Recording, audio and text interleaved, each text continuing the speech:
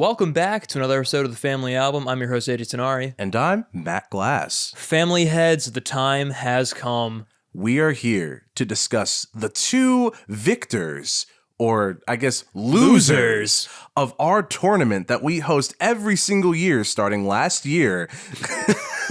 And ending this indefinitely this year. AJ and I are going to review the two winning albums of the Bad Album Bowl that won the tournament. That's right. Matt, what are these albums that won? Well, the first album is The Transformed Man by William Shatner. And the second album is Angelic to the Core by Corey Feldman. Potentially one of my least favorite listening junctions in this time. Really? Of all time. I can see why. I mean, like, maybe...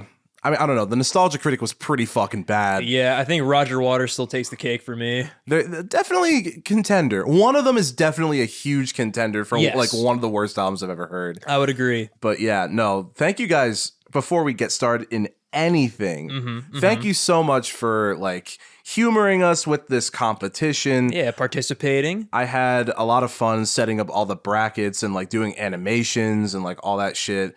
Honestly, it was like fun practice for me just generally making graphics. Yeah. But like, it's cool that you guys were really into it. We had a lot more people, I think, do it this year than last year. I think that's right. And there was some like pretty cutthroat ties that we know. had. Yeah, I believe this album was or at least one of these albums was a tiebreaker to determine if it made the finals. Not gonna lie, as much as like both these albums aren't exactly like my direct cup of tea, I would definitely say I prefer these two than having to talk about Taylor Swift again. That's a fair this point. season. We already gave it the spotlight. And I also just, with her placement in the media right now in the public eye, I'm not really the biggest fan. And I feel like my review of her latest album would be a lot more brutal than it would need to be. That's valid. But I think our opinions are very valid no matter what the context is for both of these albums. Oh, yeah, for sure. Sure. Because Corey Feldman has done nothing wrong ever. No. I mean, he literally has a posse called Corey's Angels because he's so heavenly. If you listen to the themes on the album. But speaking of the albums, AJ, yeah, what do we want to start with? Should we knock out William Shatner first? I feel like, yeah, we gotta ease ourselves into it. Ease ourselves into it and also save the best for last. Oh, of course. So I guess I will give my brief history about William Shatner's The Transformed Man, which it's a little interesting, not gonna lie. The Transformed Man by Will Shatner was released October 1968. Did not find an exact day, which was a little odd, and is the debut spoken word album of Will Shatner. Yes. As it says on the cover, Captain Kirk from Star Trek. Just in case. Just to remind us why we give a shit about this guy. Yep. It was produced by Don Rauch, which, fun fact about Don Rauch, he produced... the Beach Boys' dad, Murray Wilson's The Many Moods of Murray Wilson. Oh, wow. So, in case you were wondering if this guy was qualified, I guess he is. He's got a lot of notches in his belt, I see. Just a bit. Yeah. That was the only notable thing that I found in his discography. I see. Anywho, each of the first 5 tracks pairs Shatner reciting a monologue from a piece of classical literature. William Shakespeare is featured 3 times, with a spoken word interpretation of a contemporary pop song, with either section intended to complement the other thematically. Sorry, with either section intended to complement the other thematically. I read that wrong. Interesting. I got that with the Romeo and Juliet one, which I have thoughts about the thematic choosing because it makes me kind of angry, but we will get to that soon. The closing title track is an entirely original composition. Shatner is accompanied on the album by dramatic orchestration and occasionally backing vocalists, which I tried to figure out who the orchestra was that worked with him. I couldn't find it. I see. Interesting. Which is weird. Maybe they just didn't want credit for this. Yeah, I mean, in all honesty, I think the orchestra is definitely the best part of the album. Yeah. But you know, it's a very interesting listening experience with this album. Yeah. I'm going to go out on a limb, which I know last time we waited till the very end to decide which of the two was the worst album. It's by far the second one. Oh, yeah. This one, I think there's some merit in, like, it could be an enjoyable listen to some. Yeah. And I see what he was going for. And I think the novelty of it all is really what makes it famous, you know? But, like, it is still a weird experience. I think there's a charm to it, but I feel like it kind of wears off the more you listen to it. And I feel like just the overall concept of using spoken word versions of these, like, pop songs doesn't quite work. No. Yeah. Especially when you attach your own meaning to certain songs that are very famous. Yeah. And then it gets real weird real quick. I can't wait for track 2. I also have, like, kind of a gripe with this whole album as a whole on the monologue side of things in terms of, like, classic literature. I used to do, like, Shakespeare competitions, and I will say, like, part of the fun of a monologue being recited is watching the actor act. That's a fair point. So only hearing him emote and leaving your brain to, like, imagine what he looks like in the studio is funny, but definitely not the, I think, effect that he wanted. Purpose. Yeah. So I have a lot of thoughts about his Shakespearean contributions. But shall we get started with track number 1, King Henry V and Elegy for the Brave? I think it's a good idea, Matt. Weird thing about this, I've done this monologue before. That you have, which right? is fucking funny. So a lot of my notes are me criticizing the way he's reading shit. Matt, you're an expert on this part. I mean, I don't know if the audience really does know. I do enjoy Shakespeare. Yeah. Every once in a while. If you learn how to read it and learn how to, like, speak it, it gets really fun. But in terms of the actual song, I will say, to his credit, the instrumental, like, orchestra contributions, it's really triumphant with like the royal war music in the background. It's kind of hype. I'm not gonna lie. I agree. Like when I first heard this, I was very caught off guard because I didn't really know what to expect. But hearing just how involved everything was, I was actually genuinely impressed.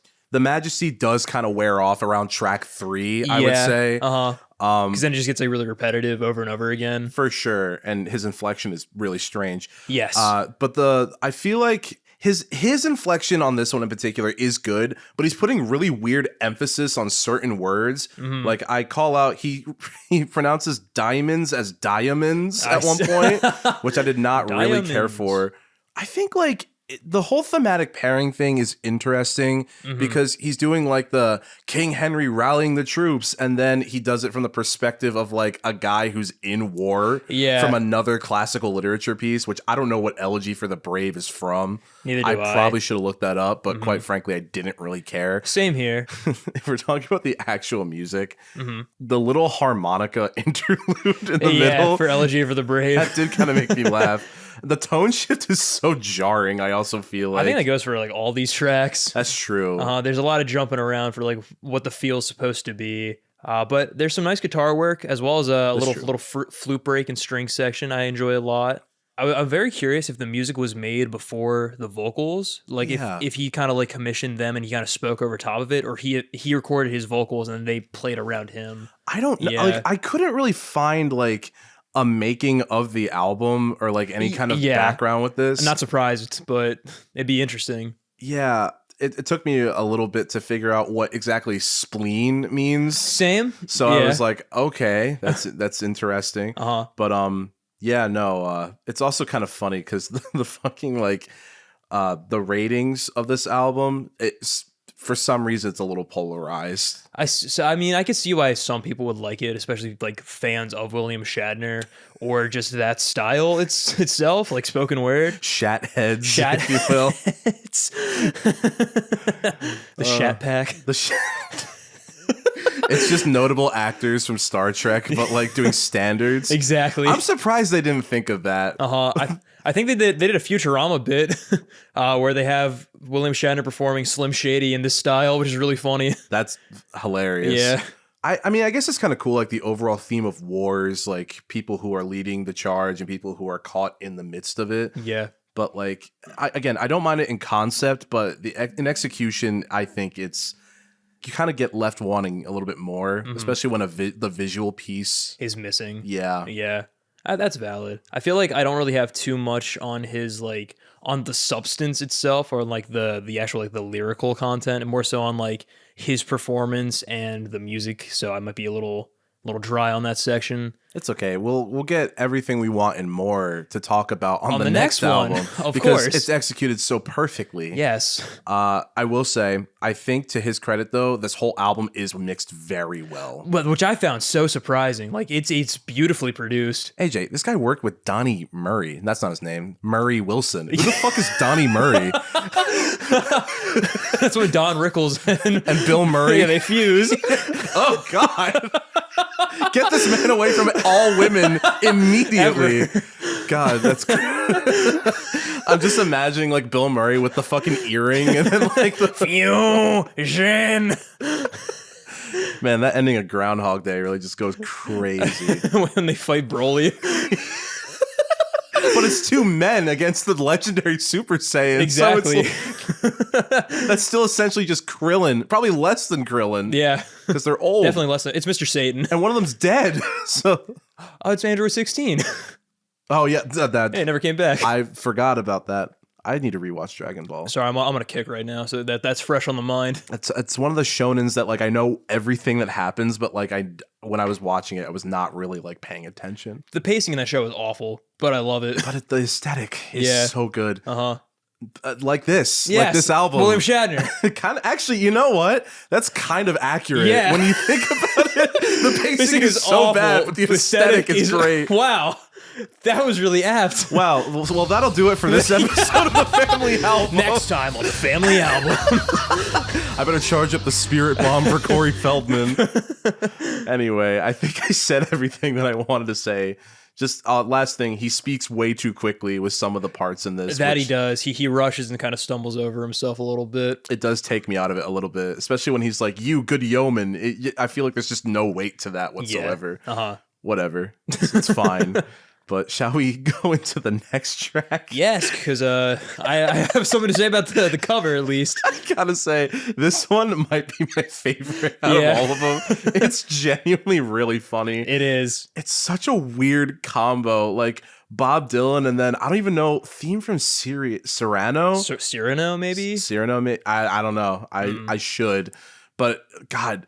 His performance on this track specifically is fucking weird. I burst out laughing when I first heard it. Like, it reminds me of Bowie's debut in like the worst way possible.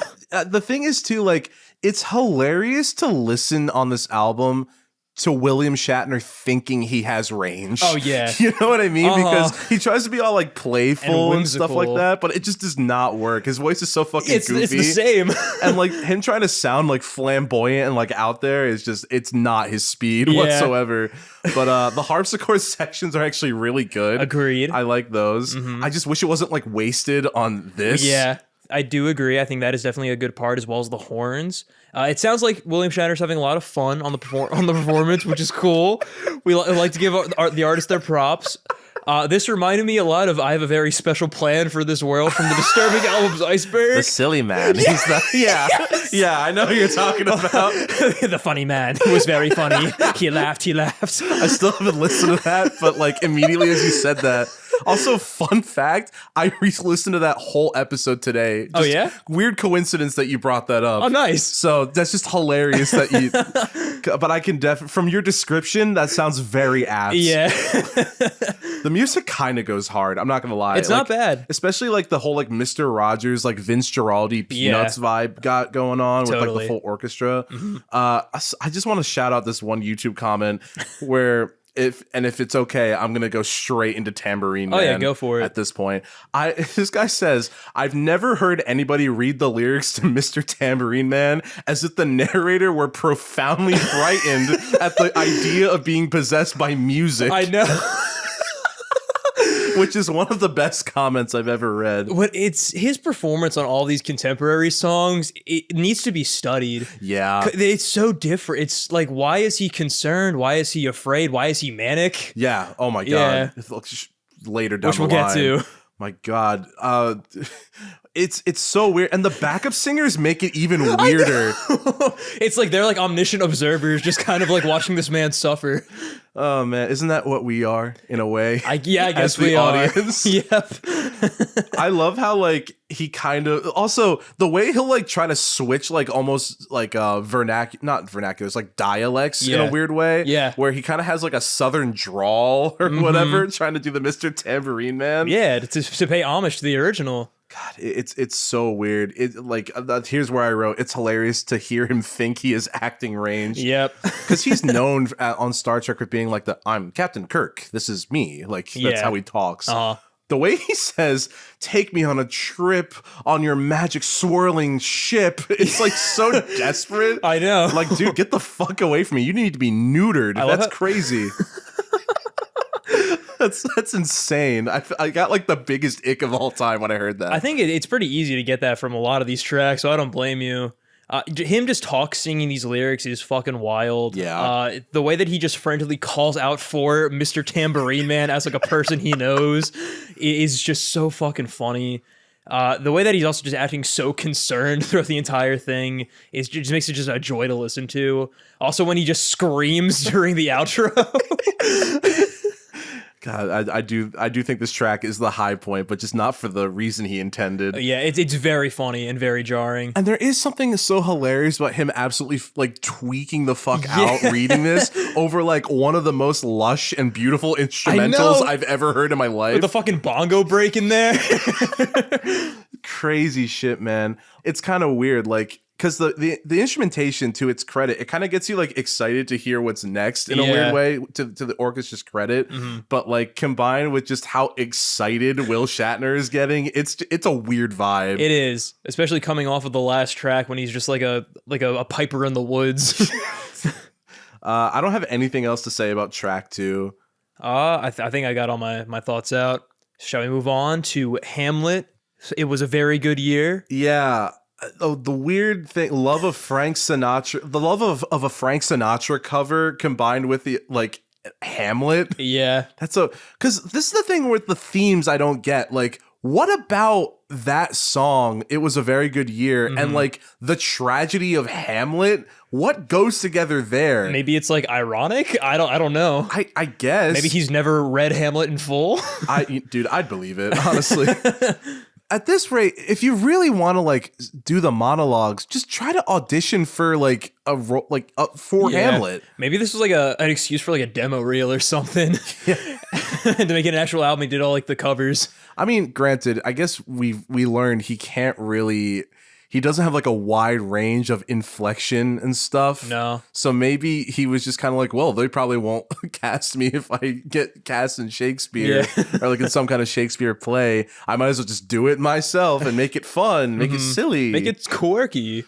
Oh my God. Like just be in the play though, seriously. Yeah. Or just do like an album of the monologues even. I mean, I think that could be good especially with his instrumentation and the production. He just needs to get better. No, for real. Yeah. Especially attaching the contemporary shit like to these songs. Separate it out. I know. Like seriously. Yeah. I think like on maybe like the actual physical release, because the way that I saw it on Genius, they were all individual tracks, but on streaming they are all together, which is really strange. I will say the instrumentation helps like a little bit, but like not enough to make me engaged with the material, I think, in the way that he wanted me to. I would agree. Yeah. I think like we see him get like a little more like sinister in his performance as like the music kind of matches like a darker tone that he's going for. But yeah, I found it kind of off-putting, especially the part where like everything just drops out besides his like reverbed vocals. Yeah. His usage of like vocal effects is also really strange. For real. The way that it was so sparing, but with like a bunch of shit happening around him, kind of reminded me of like the Litanies of Satan listening experience, where like it was just kind of like a bunch of shit happening while a person was speaking, and then every once in a while there'd be like delay and reverb. Yep. Weird. I think I might be the first person to compare that album with this album. And in my opinion, both are not very good. No, I'd probably put them in the same tier if I had to be real. his monologue here, I would say, is very off-putting. Yeah. I don't know. And then, just the combinations of like the literature reference with each song he chose, specifically on this one, I was like, why? This one isn't even like fun either. No, it's just dour back to back. Which I guess makes sense because like Hamlet, but like, why? Who the fuck thinks like, I want to combine Frank Sinatra with Hamlet, which I know Frank Sinatra didn't write the song, but like, still though, that's probably where he heard it. Oh, 100%. I feel like there was not too much choice going into these pairings. That's true. Discography wise. Yeah. Yeah, it was probably between this or like, I don't know, like Edelweiss or whatever the fuck was around at this time. I think the Frank Sinatra song or the Frank Sinatra covers from September of Our Years. Mm-hmm. So that's probably where he heard it, I imagine. I assume he just kind of heard this on the radio being like, that's really cool. I can do this. What if this was Hamlet? We're actually going to talk like Will Shatner for the rest of the podcast. Yep. I'm sure that bit will never get old, like this album. Yeah, because I'm sure everybody listening knows who Will Shatner is. Yeah. Everyone in our demographic. Yeah, exactly. Knows and loves him as the possum from over the hedge. You know, they call me Shat Glass, actually, because of how much I love William Shatner. Not for any other reason. No, never. Never. Stop talking about it. Why would you bring it up, audience? Seriously. Dude, that's fucked up, audience. Don't do that. Yeah. Who do you think you are? William Shatner. Shall we continue to track 4? Because I got like little to nothing to say about track 3 anymore. Yeah. All right. Well, track 4, we have my most hated fucking Shakespeare play, Romeo and Juliet, and also how insensitive Insensatez. Little disclaimer, I knew I was going to hate this because, one, I hate Romeo and Juliet. Yeah. I think it's like, compared to most of Shakespeare's work, I think it's boring. Not boring, but just kind of like overdone. Gotcha. Honestly. Yeah. It's in everything. Like literally every fucking movie wanted to just redo Romeo and Juliet. And then they got lazy with it too, with Nomeo and Juliet, which came out on my birthday. Oh, really? Yeah, apparently. Dude, happy anniversary. Yes. Actually, no, I think it was Nomeo and Juliet 2 that came out on my birthday. Gotcha. With Sherlock Gnomes. You know, a movie so good, an adaptation so good, it needed a sequel.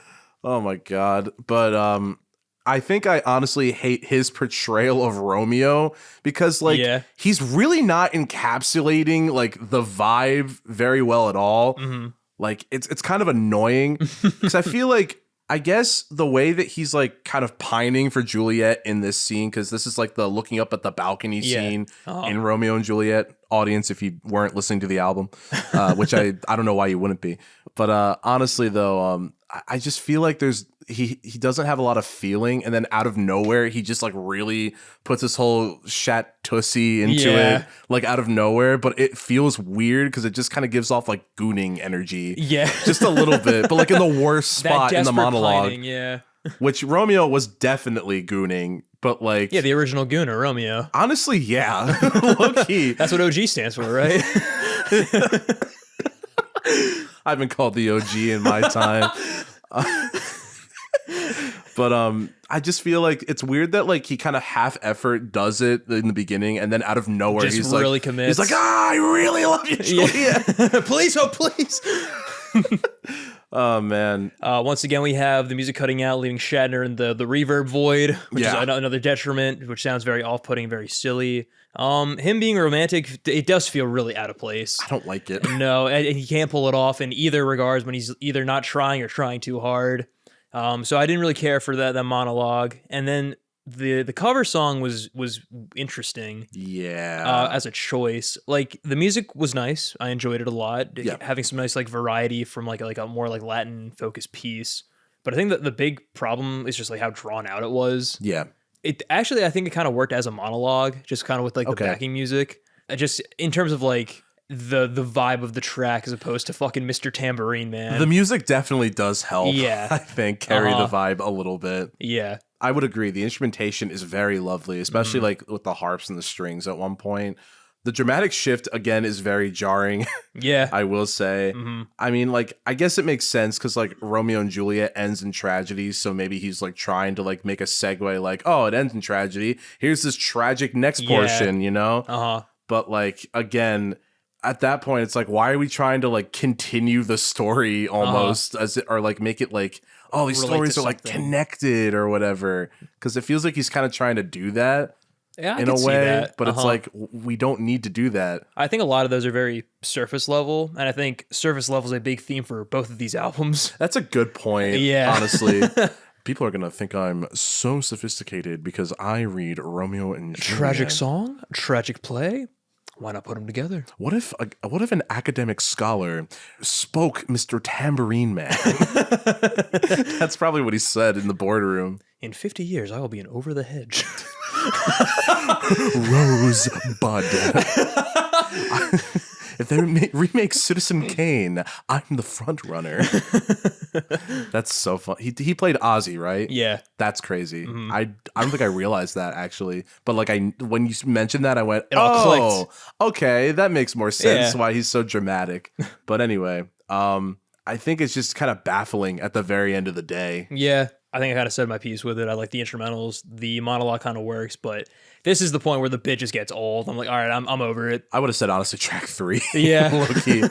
But shall we segue into track 5? Yes. With probably the biggest example of what doesn't work on this album. Yeah. It is Spleen by Charles Baudelaire, combined with Lucy in the Sky with Diamonds. A very unique interpretation of that track. I will admit the seamless transition between track 4 and track 5 was kind of heat. I'm not gonna lie. It was nice. Murray Wilson's producer did a good job. Not his name, just he is Murray Wilson's producer from here on out. I don't care anymore. Just like this album. I guess like the level of effort he put into this one is commendable. And you can really tell he cared about it. Mm-hmm. But at the same time, I just don't understand why he thought people would be as into it as he was. Yeah, it feels like a niche subject to do, and the only like audience for that niche is him. Yeah. There's definitely much of a passion project and like a vanity project, I would say. Oh, wholeheartedly, yeah. Was this like his first attempt at like album making? Yeah, this is his debut studio album. I don't know if I said that in the beginning. You might have, and I just forgot. Who cares? Honestly, it's Will Shatner. Exactly. I mean, he already shat the bed at this point. So Spleen is like this weird sort of, I don't even know how to describe it. It's like a dirge instrumentally. It's like this like kind of marching, gloomy feeling carried by like low brass. It's kind of neat that he tries all these different like varieties of genres for these different monologues. So I'll commend him for that. But the execution is definitely something to be desired because it really does not show off his range very well. And also, like, this is one of the most baffling combinations thematically. Oh, yeah. Because the actual, like, literature piece, because I had never heard of it until this, like, listening junction, is, like, this weird, like, kind of nihilistic, I guess, just piece of literature that this guy wrote. Yeah. Living in Paris, just hating life. Mm-hmm. Like that's just the whole thing to save you. The TLDR, that's basically what you're missing here, family heads. You don't have to read Spleen by Charles, whatever his name is. But it's weird that he paired that with the overly happy like themes of Lucy in the Sky with Diamonds. Exactly. Like maybe that was the intention to like show like the both sides of the extreme, but I feel like he was not thinking that far ahead. And he also did not execute it well. Oh no, I think this is arguably the worst cover on this album. I would agree. I would absolutely agree with that. Because like the beginning is whatever, right? It's a dramatic, nihilistic like piece of literature. Mm-hmm. Fine, cool, we're done. As soon as it segues into the Beatles portion, it's just so like the lack of transition is illegal. It just happens, dude. It's so fucking funny. And you're never ready for it. Like I think it hard cuts even in the mix. Yep. Which completely threw me for a loop. Yeah, because it goes right to the fucking like Macy's Parade backup vocals. And because like I will say the instrumentation for Lucy is really good, and I like it's with the more orchestral sound. Like I kind of dig that. The problem is when the verses come in. Yes, his inflection is this the manic one you were talking he's about? Just like he's like screaming. He's like so upset. Like and every like stanza leading into the chorus ends with a scream of like the last word. the way he says, I think it's like he said like the line like a girl with kaleidoscope eyes. He's like a girl, like he's like really he's scared. He's scared. Maybe he's trying to goon. Like I don't know. That's what I'm gonna say. Brother's about to make a marshmallow pie in his pants with all this yelling, and you're gone.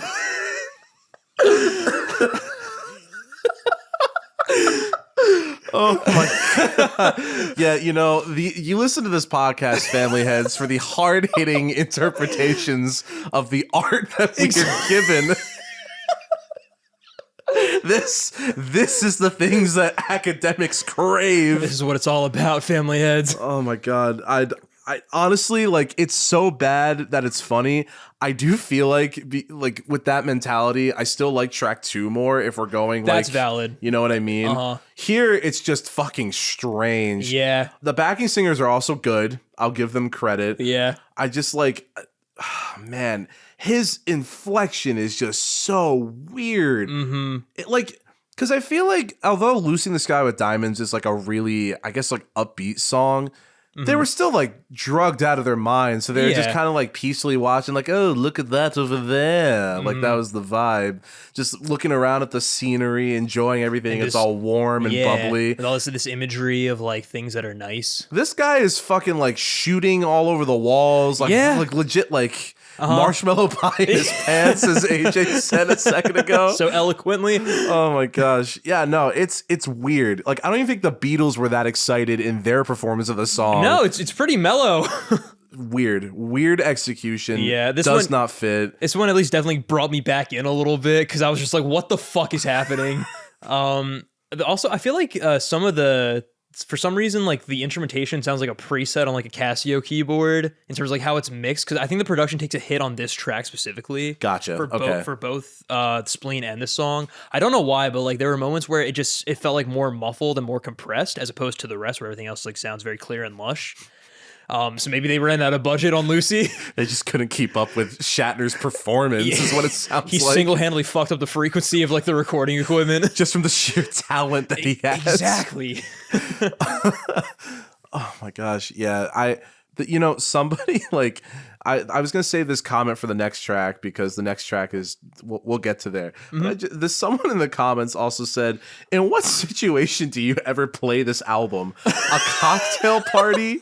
A dentist's office? Rest home? That's a really good point. Like, there's no, like... It's like, babe, are we going to have a special night tonight? Let me put on the fine records. And you're gone! Never calls me again. My grandpa specifically requested the Transform Man for his funeral. 21 gun salute to Mr. Tambourine Man. Oh man, this is a baffling penultimate track. Yeah, it's memorable. I'll at least say that for sure. I think like where the track 2 is probably my favorite track on the album. Yeah, for the same exact reason, just because it got old. Track 5 is like the least favorite on the album. Gotcha. Maybe track 4. I don't know. But we have one more track. That we do. That honestly, I have like little to nothing to say about this.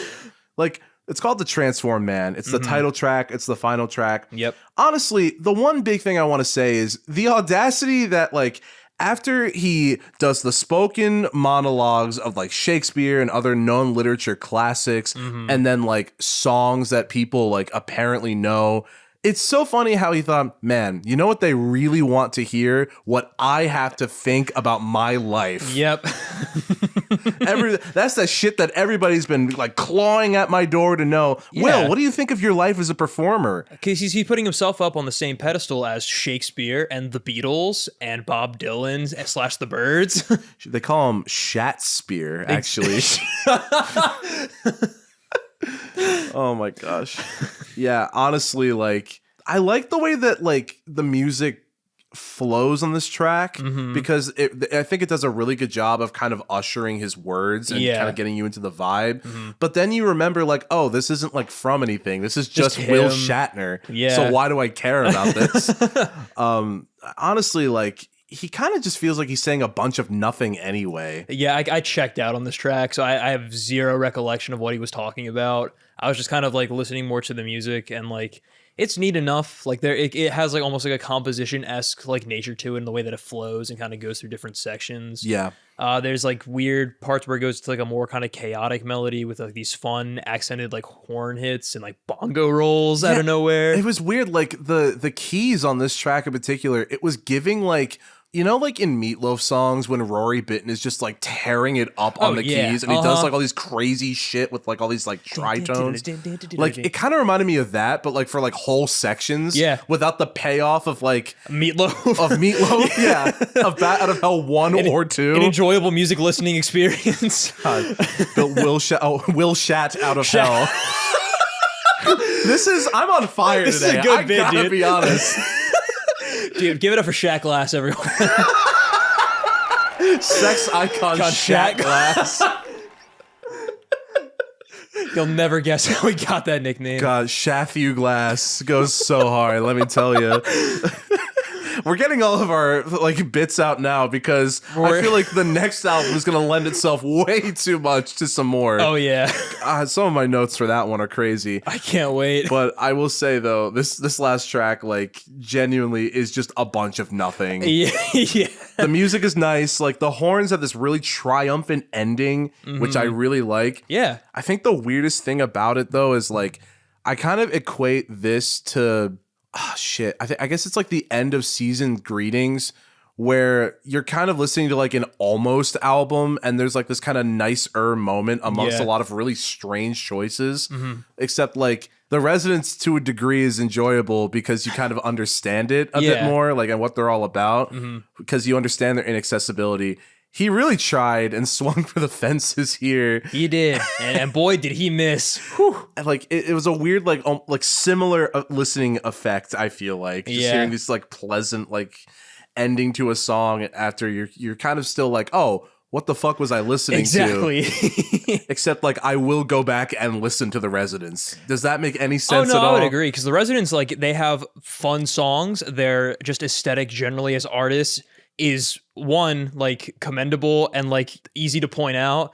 William Shatner is just kind of doing this. Yeah, exactly. Yeah, I guess The Residents are too, but they had like a reason for it. That's true. And like their inaccessibility is something that people like enjoy. Exactly. And it was intentional. Yes. It's for people who didn't want stuff that was in the mainstream. And then William Shatner is taking stuff in the mainstream and actively making it worse. God, people are going to say the same thing about our podcast. But no, honestly, this was a very weird ending, but a very needed ending because I needed it to end. For 37 minutes, it does feel a lot longer. Especially that 7-minute track. That shit was a little illegal, not going to lie. But AJ. Yeah. What did you think of William Shatner's The Transformed Man? For The Transformed Man, I think I'll say the more I listened to it, the worse and worse it got. Yeah. Because like when I first put it on, I was like, oh, this is like kind of funny. Like this has like a charm to it. It can't be that bad. But like I said, it feels a lot longer than it is. And the more that you kind of go through, the more the bit gets really, really old. The best part definitely is the instrumentation. Oh, yeah. It's bizarre just how well like executed it is and how well produced it is as well. Again, Murray Wilson, producer, stepping up to the plate. Like the orchestrations are actually really well done and they fit the tone of each like monologue. Not quite the contemporary songs. Those are more hit or miss, but the actual quality of the music itself is very well done, and the arrangements are actually pretty interesting on the monologue specifically. There's a lot of range in terms of like what they're playing, as well as the instrumentation that they use. Shatner, on the other hand, is the opposite of that. Yeah, they're there to strictly make up for his lack of range. It's the yin and the yang album, pretty much. First it giveth, then it taketh away. William Shatner is definitely the weakest part of the William Shatner album, which is very funny. The monologues just kind of washed over me. Like when I was listening to this like front to back, that could just be my lack of experience or knowledge within like the theater realm. Yeah. But even still, I just found them kind of boring or just weird and off-putting. And then the covers are just bizarre. Like some of them are funny. They're hilarious to experience, like Lucy in the Sky and Mr. Tambourine Man. Some of them are just really boring or just like weird and ill-fitting. Like How insensitive. Whatever. And it was a very good year. So I don't know, man. As a novelty, it's interesting. It's not good whatsoever, but I can at least commend like the good parts about it. So it's fun if you're curious. I'll never return to it, I don't think. And I think in terms of grand scheme of the Bad Album Bowl, this is definitely our Songs of Innocence of this pair. Yeah, definitely. Yeah. Is that like the archetype format? I think so. If we continue going forward, this is... One that's like bad by reputation, and then one that's just actually fucking atrocious. Yeah. So for a ranking, I probably give this like a D tier. Like it's bad, but it's not like horrendously bad because there are things that make up for it. No, I can honestly really see your angle with this for real, because this is an unusual listening experience. Yeah. I really want to know like if anybody has physical copies of this, because if this is like a vinyl with a sleeve, I need to know what's on it. So if anybody out there who gives a shit about our podcast wants to answer my question, please send us an email. I think it's on the YouTube and on the Spotify. Or leave the comment down below. Please, for the love of God, I'd be so curious. I wonder if I could find it, because I imagine it did not get a mass printing. Probably not. It's probably out of print, definitely. So I wonder why. Because everyone bought all the copies. Honestly, in terms of my overall thoughts on the album, definitely a weird listening experience. Like you had said, the instrumentation is by far the one thing to be commended on with the album. I think like the whole underscoring of literature sections of each song definitely like is executed, like you said, a lot better than like the sort of like orchestral, like contemporary music, like Muzak, almost version, literally, of like the popular songs.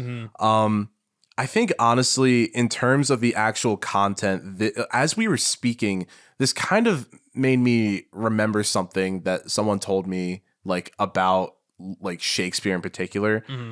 Part of the reason why people kind of like have trouble getting into Shakespeare is because it's not meant to be like read. It's meant to be like seen. Yeah. Unfortunately, the language in it it just inspired the entirety of the English language.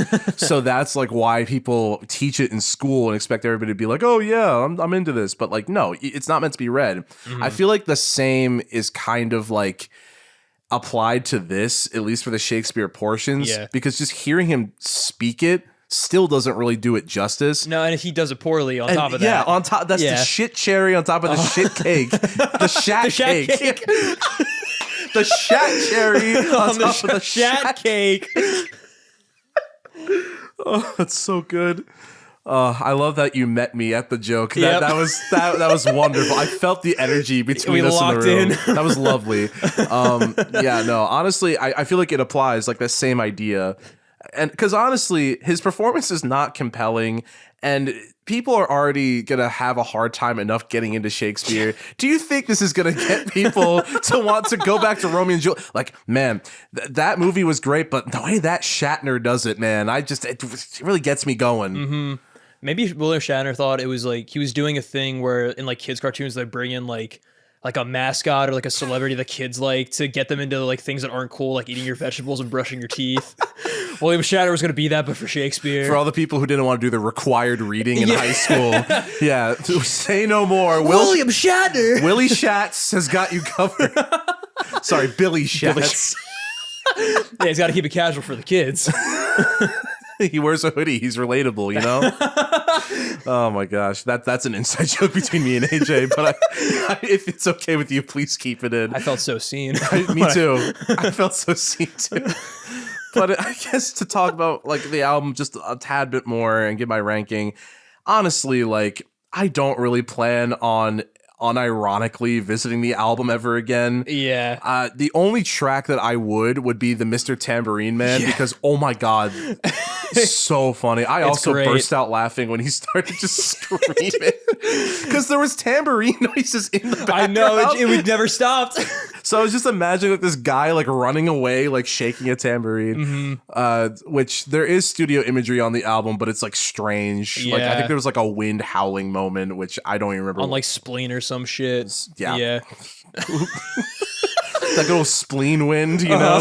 That quintessential. Classic spleen wind. I guess in terms of a rating, I mean, it can't be higher than a D tier. Yeah. It's not offensive enough for me to put it in F. No. It's definitely not high enough to warrant a C. So I feel like D is a very accurate ranking that I could give it. Yeah, it's funny. I haven't done my ranking for the overall season. Yeah. I mean, I know it's gonna be toward the bottom, but I'm very curious to see how much toward the bottom it'll be. I guarantee it's gonna be the bottom 3 if I'm being real. Yeah, I think it'll probably end up being bottom 2. I guess if we really want to make this interesting, so you think it's more in line with the Songs of Innocence? In terms of I guess the archetype, yeah, that's true. Yeah, not in quality, because Songs of Innocence is infinitely better than the Transform Man, which is saying something. Because I didn't really care for that album either. I will say, Song of Innocence is not as well mixed as the Transform Man. That's also really true, which is kind of interesting to think about. Yeah, when they're years and years apart. But I mean, I think The Wall by the Nostalgia Critic is still way worse than this, without a doubt. Oh yeah, 100%, definitely. But I guess D tier, if we're going back to my ranking, and then I don't even know, probably a 3 out of 10. I could see it getting lower. The only reason I listen to this would be to show someone else, and that's it. Of course, I hope to God I have the privilege of showing somebody Mr. Tambourine Man, because my God, in headphones, first listening experience, it's a treat. I'm not gonna lie, it's awesome, especially with this junction, listening to this album and the next album. Yeah, a perfect pair. I think the last thought that I have lingering that I want to make sure I bring up, because the producer produced fucking Murray Wilson's solo standards album, whatever. My favorite line of thinking with this album is that there potentially were members of the Wrecking Crew that helped out with this. Oh shit! You if you really think about it, I wonder how big the overlap would have been if it was 60s and Shatner, Murray Wilson. There's a possibility the Wrecking Crew was on this. There's a 6 degrees of Kevin Bacon thing happening here. It could have happened. Some connections. It's honest. It's kind of likely when you think about it.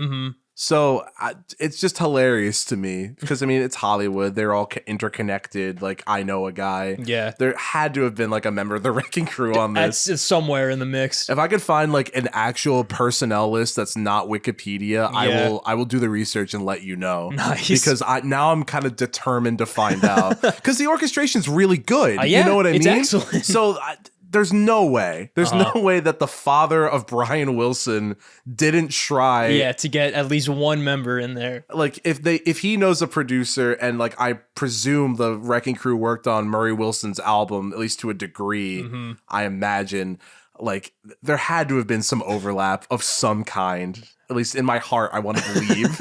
I think it's also funny that Murray Wilson was really cool picking out all these contemporary songs, yet never put a Beach Boys song on there too. That was off the table.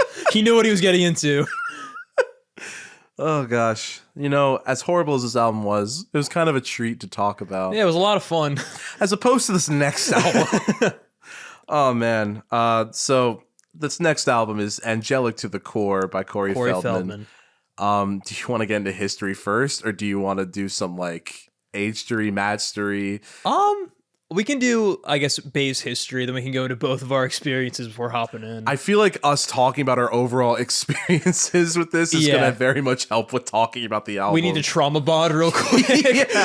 Band together just to rebuke Corey Feldman. Exactly. So, Angelic to the Core by Corey Feldman was released June 22nd, 2016, almost 10 years ago. Happy 10th anniversary, Corey Feldman. Bless up. On Sci-Fi Records, and it is the third studio album by American actor Corey Feldman. He has more albums than this man. Oh, dear God. I know he has later ones, I think. Yeah. Because unfortunately from this listening junction, I've been recommended. Yeah, more from your recommendations. Preemptively, before you continue, I would just like to say I took the liberty of disliking every song on this album. Good. So it wouldn't reappear again. That's very smart, as you should. This was a project 10 years in the making, in which Corey describes Angelic to the Core as a concept album that depicts themes of good and evil by exploring topics such as sex, fatherhood, societal issues, heaven and hell, Limp Bizkit, and whatever the fuck Lickety Splickety is about. Oh, dear God. This album was primarily funded through Indiegogo, and the first half is dedicated to Michael Jackson, while the back half is dedicated to Corey Haim as a fellow actor. Corey Feldman got his start as an actor in the 1980s, starring in films such as Gremlins and The Lost Boys, and got a start as a musician in the 1990s. Personnel for this album include Greg Sartiano on guitar and bass, Scott Page on guitar and saxophone, Tommy D. Doherty as the recording engineer, and of course, Corey Feldman on lead vocals and, as he describes, all instruments.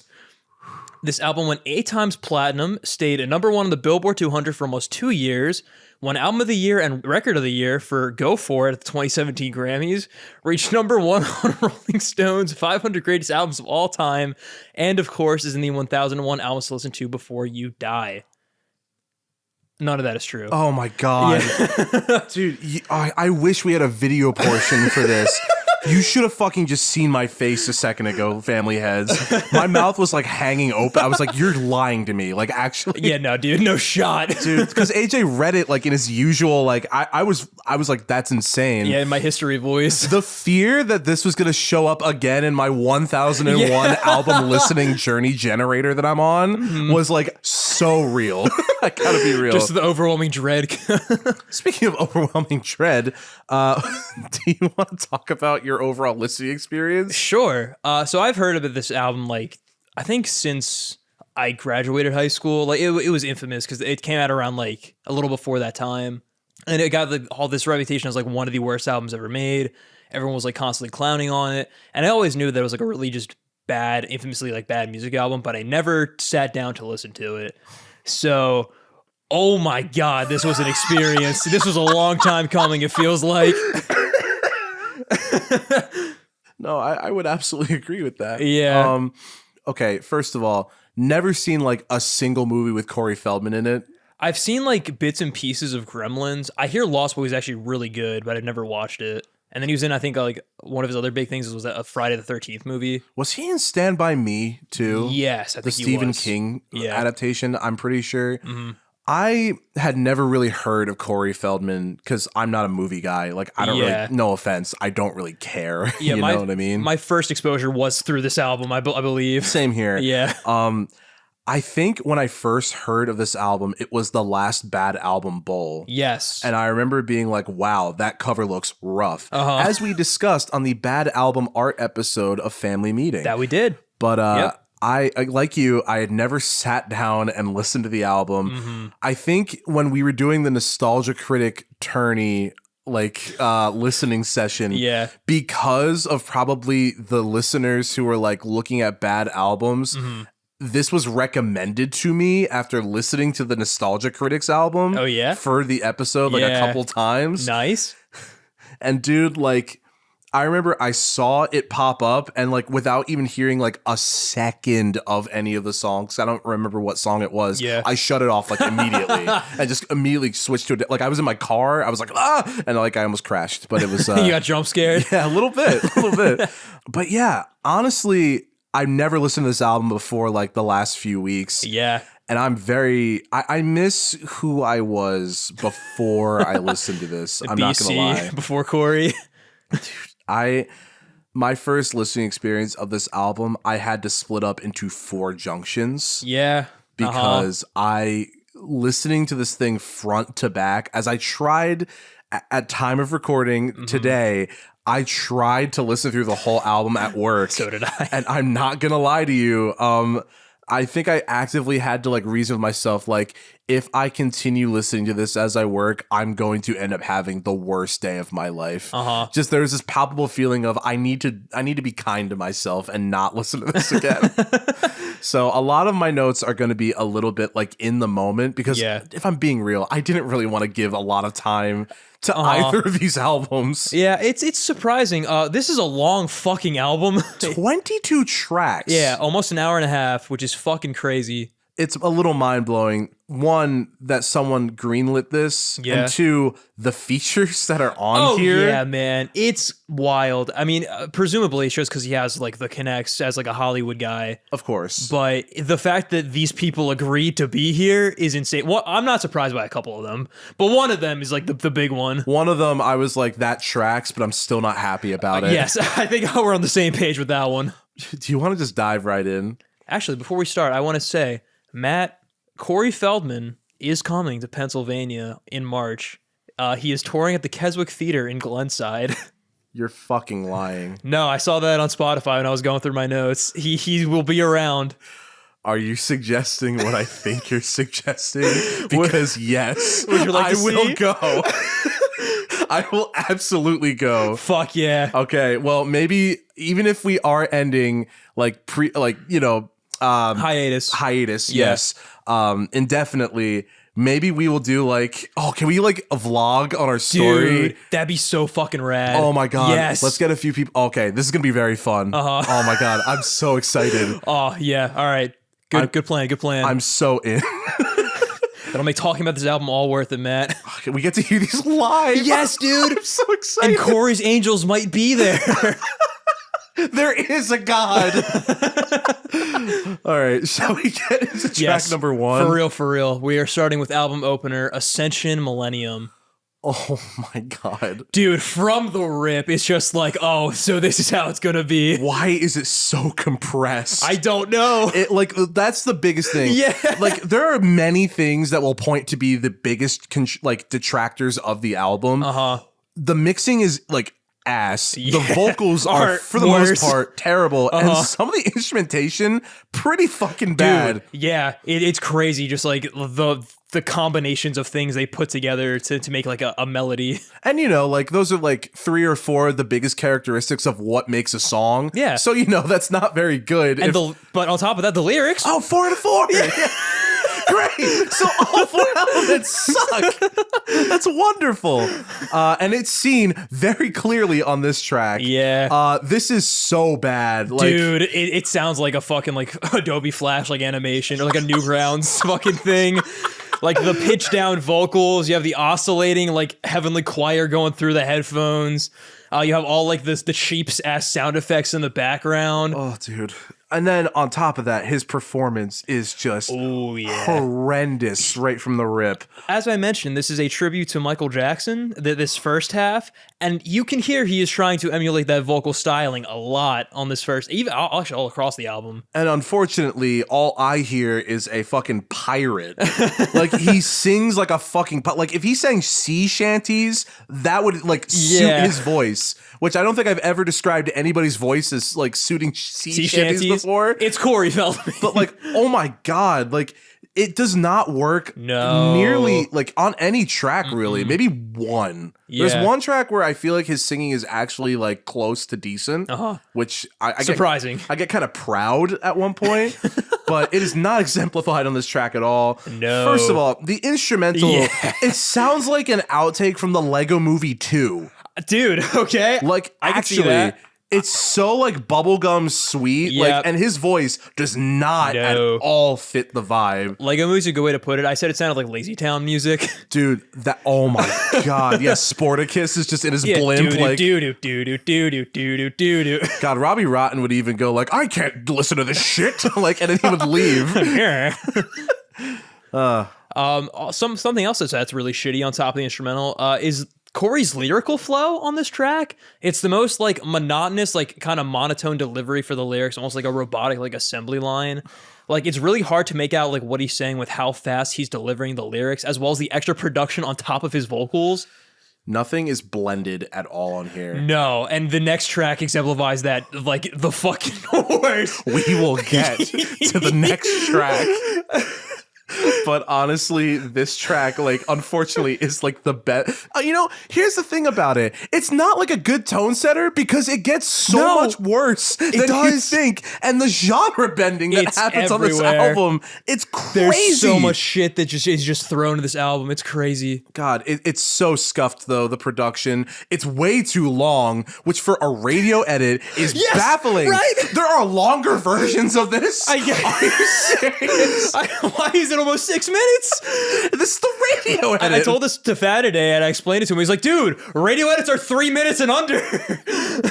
What are you, Bohemian Rhapsody? Yeah, like you can't do that. You literally can't. People cut Bohemian Rhapsody like now. Yeah. That's the crazy thing about it. But like, God, it's just quite a callous opener. Oh, dude, without a doubt. Like the chorus, man, where we like really get to hear his raw, like grovelly, guttural vocals juxtaposed with the techno robot voices over top of it. There's like these little weird ad libs that he like throws in here and there. Oh my God! One of the lyrics, "Finally learning why we're here with all the music you will hear." This is track 1, ladies and gentlemen, and non-binary pals. Like, holy shit! Like, we have this much to say about track 1, and we have what 21 to go. Yeah. Oh, we haven't even touched the tip of the iceberg. No. Yeah, no, honestly, one of the things I said is that like his vocals are buried under like the production. Yeah. But honestly, I think I'm kind of thankful for that because I do hear it in other places, and boy, howdy, do I eat those words. Speaking of that, do we want to go to track 2? God, track 2, Love and Lies, man. I am not gonna lie to you. This might be my favorite track on the album because it's low-key the funniest thing I've ever heard in my life. Nah, dude, I feel that. Like, I actively like said, oh no, when the vocals came in.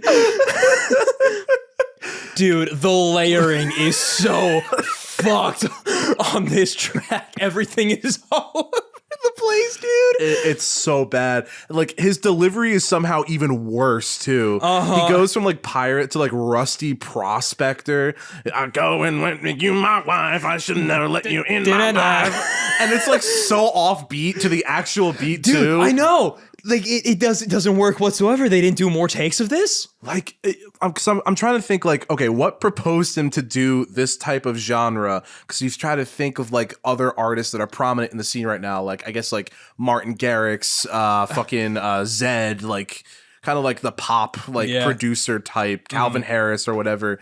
I guess he was really trying to go for that sort of a vibe and make like club classics. If I ever heard this at a club, I'd leave. I would leave, yeah. Because this track, it physically gives you the ick to listen to. It's horrible. Like the layer, it makes you uncomfortable because you hear like a lower like side of like the layering on like the left channel, a higher on the right, then it's still doing the same thing in the middle, but it's all out of sync, so it hurts to listen to. And not only that, sometimes the vocals fight over the instrumental and it wins. Yeah. Like, and then when it wins, you don't want it to win. Because you're offbeat. Like sometimes the vocals are just like so loud. It's insane. Oh my God. Like, and also it's in a battle of being ahead or behind in the music as well, which it's a constant struggle. This song sounds like if the voice done in Lord Rugglesby the Third off of Claw 2 was for a whole fucking album. Song, and like the doing the voice like wasn't the bit essentially. That's the thing about that. Oh my God, I showed this to special guest Kat not too long ago. I was like, Kat, do me a favor, give me like your honest thoughts about this. And she legit texted me like paragraphs of what the fuck is this song. Nice. So that is the correct response. I wanted to kind of bring people down to my suffering as I was listening to this. Other things about this track. The auto-tune harmony somehow makes it even worse. It's horrible. Because the chords don't even match like the key of the song. It's crazy. And the ad-libs on here, I would argue, are even worse than Ascension Millenium. Because like the little gruff voice that he does, but then the auto-tune that's on top of that. Good God, it's god awful. But unfortunately, like the verse is like I went and made you my wife. I should have never let you in my life. Like that's been a stim, and I think will be a stim for the rest of my life. This album, if nothing at all, is very memorable. For only like 1.5 listens for me, I can recall a lot. Yeah, it sticks with you. Yeah. The third verse of this track sounds like the Bones Are Their Money dude from I Think You Should Leave. Like Tim Robinson or the actual guy? The character Tim Robinson is playing. The bones are their money. Like that shit. The way that he sounds on the bridge, it sounds like he's just talking instead of singing. Also, he just loses interest by the end of the song, which, I mean, fair enough. So do we. I mean, honestly, I'd argue the whole song he wasn't interested. He could even stay he couldn't pay attention enough to stay on beat. No. I wonder if this was like a track that he did toward the end of the production of this album. Yeah. And he just at this point was just like, fuck, I need one more because, we really got to hit that mark. Need to have a track 2 on this album that's really going to keep them hooked in. This is the White Album. I got to hit that duration. Oh my gosh. This track is easily... It's so bad that it's good. Oh, 100%. In my opinion. Yeah. It's a treat to listen to. It's just insane that it exists. I want to I want to find access to an aux at a party and play this. Yeah.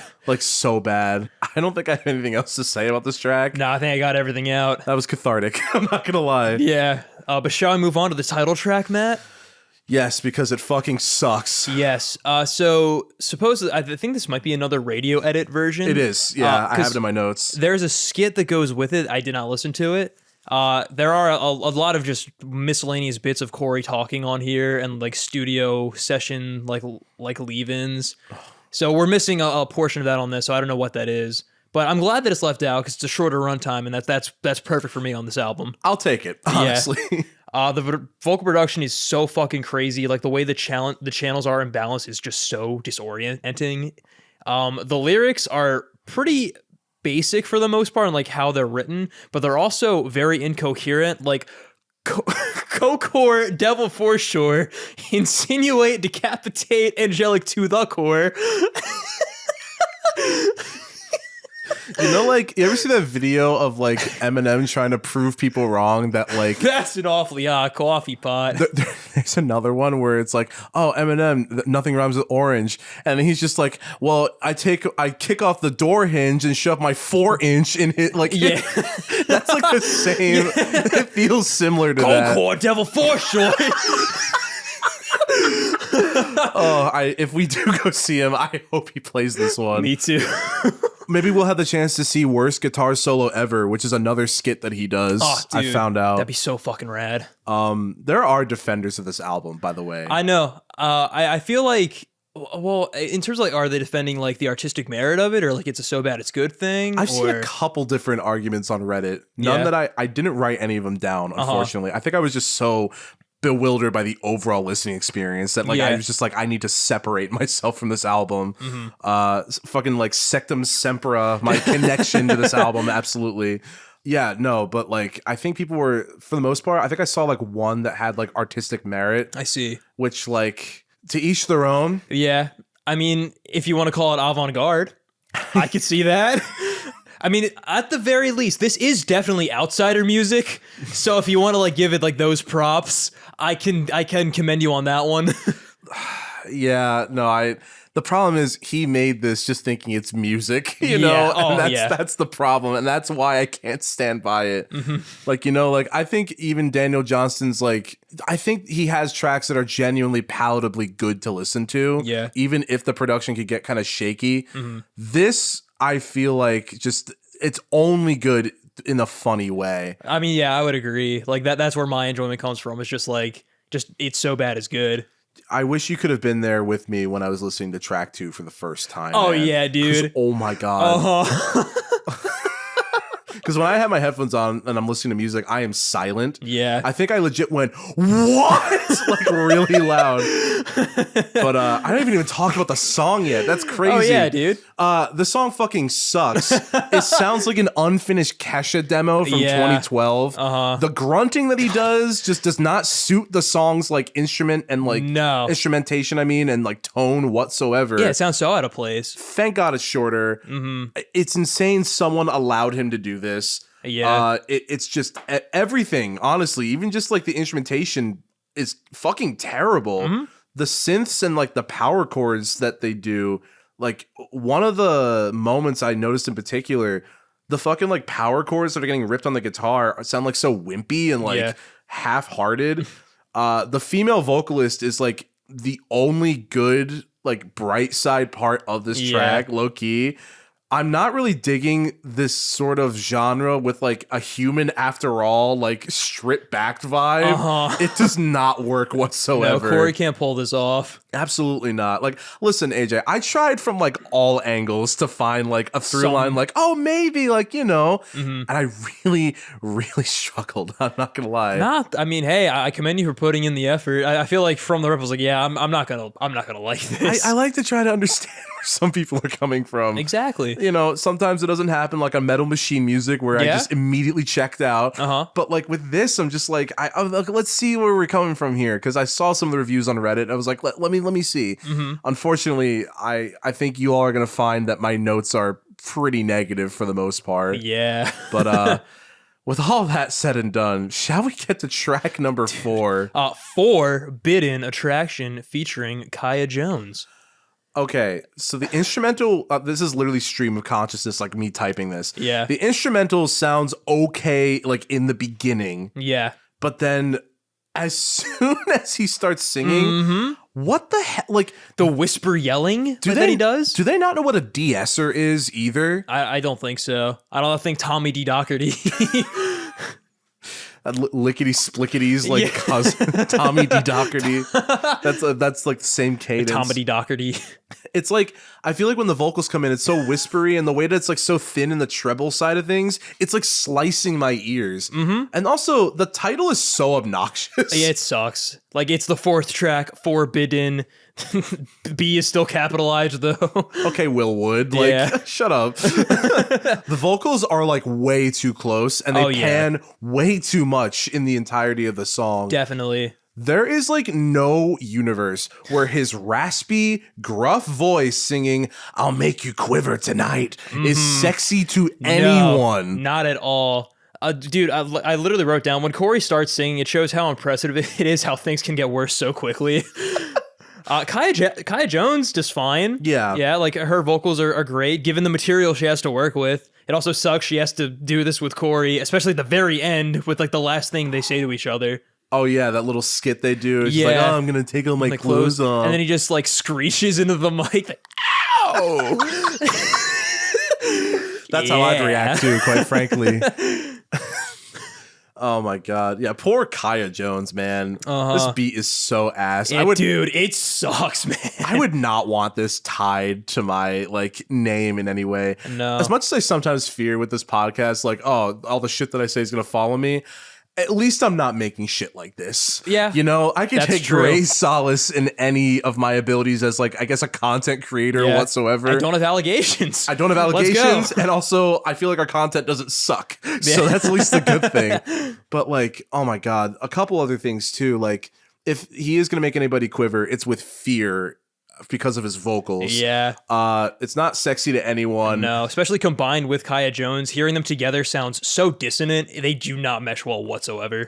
Like, not at all. The harmonies also in the chorus don't even like sound correct.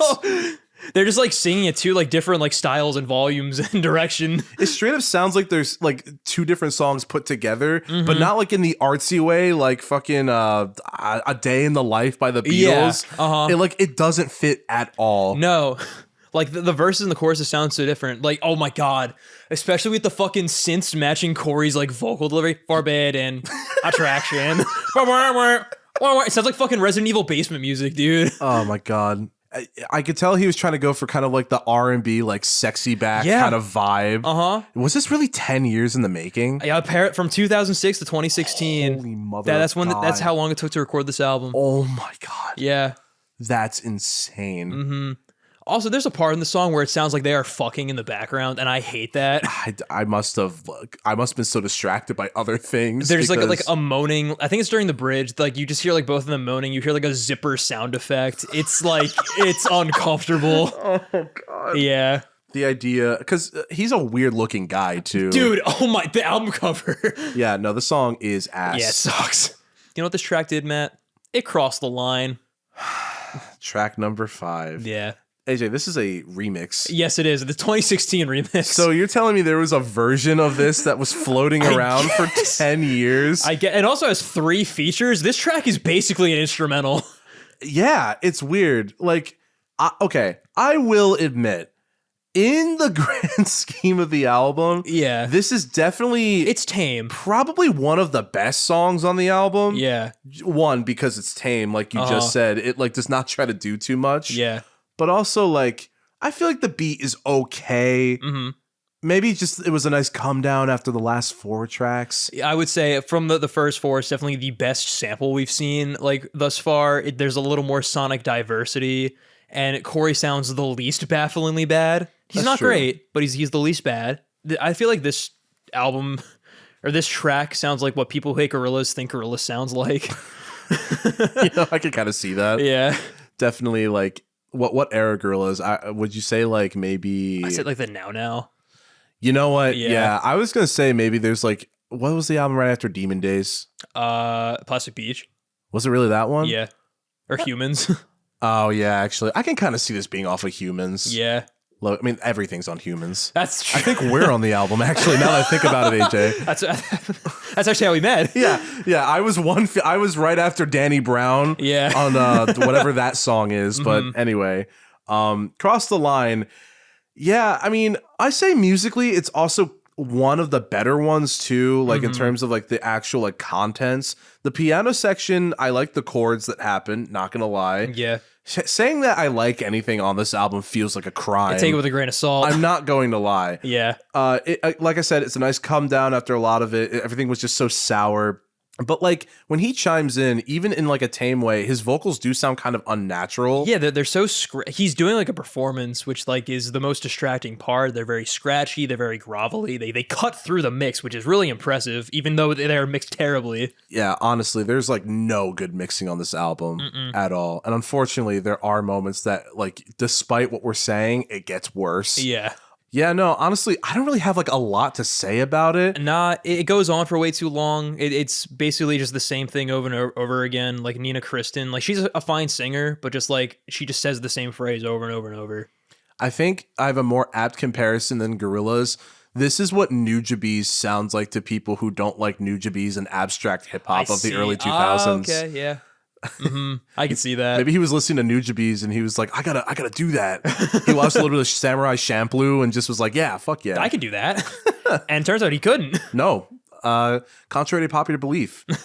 But listen, I don't want to be a bad person anymore. Because we're not bad people, Matt. I think this track's kind of fun.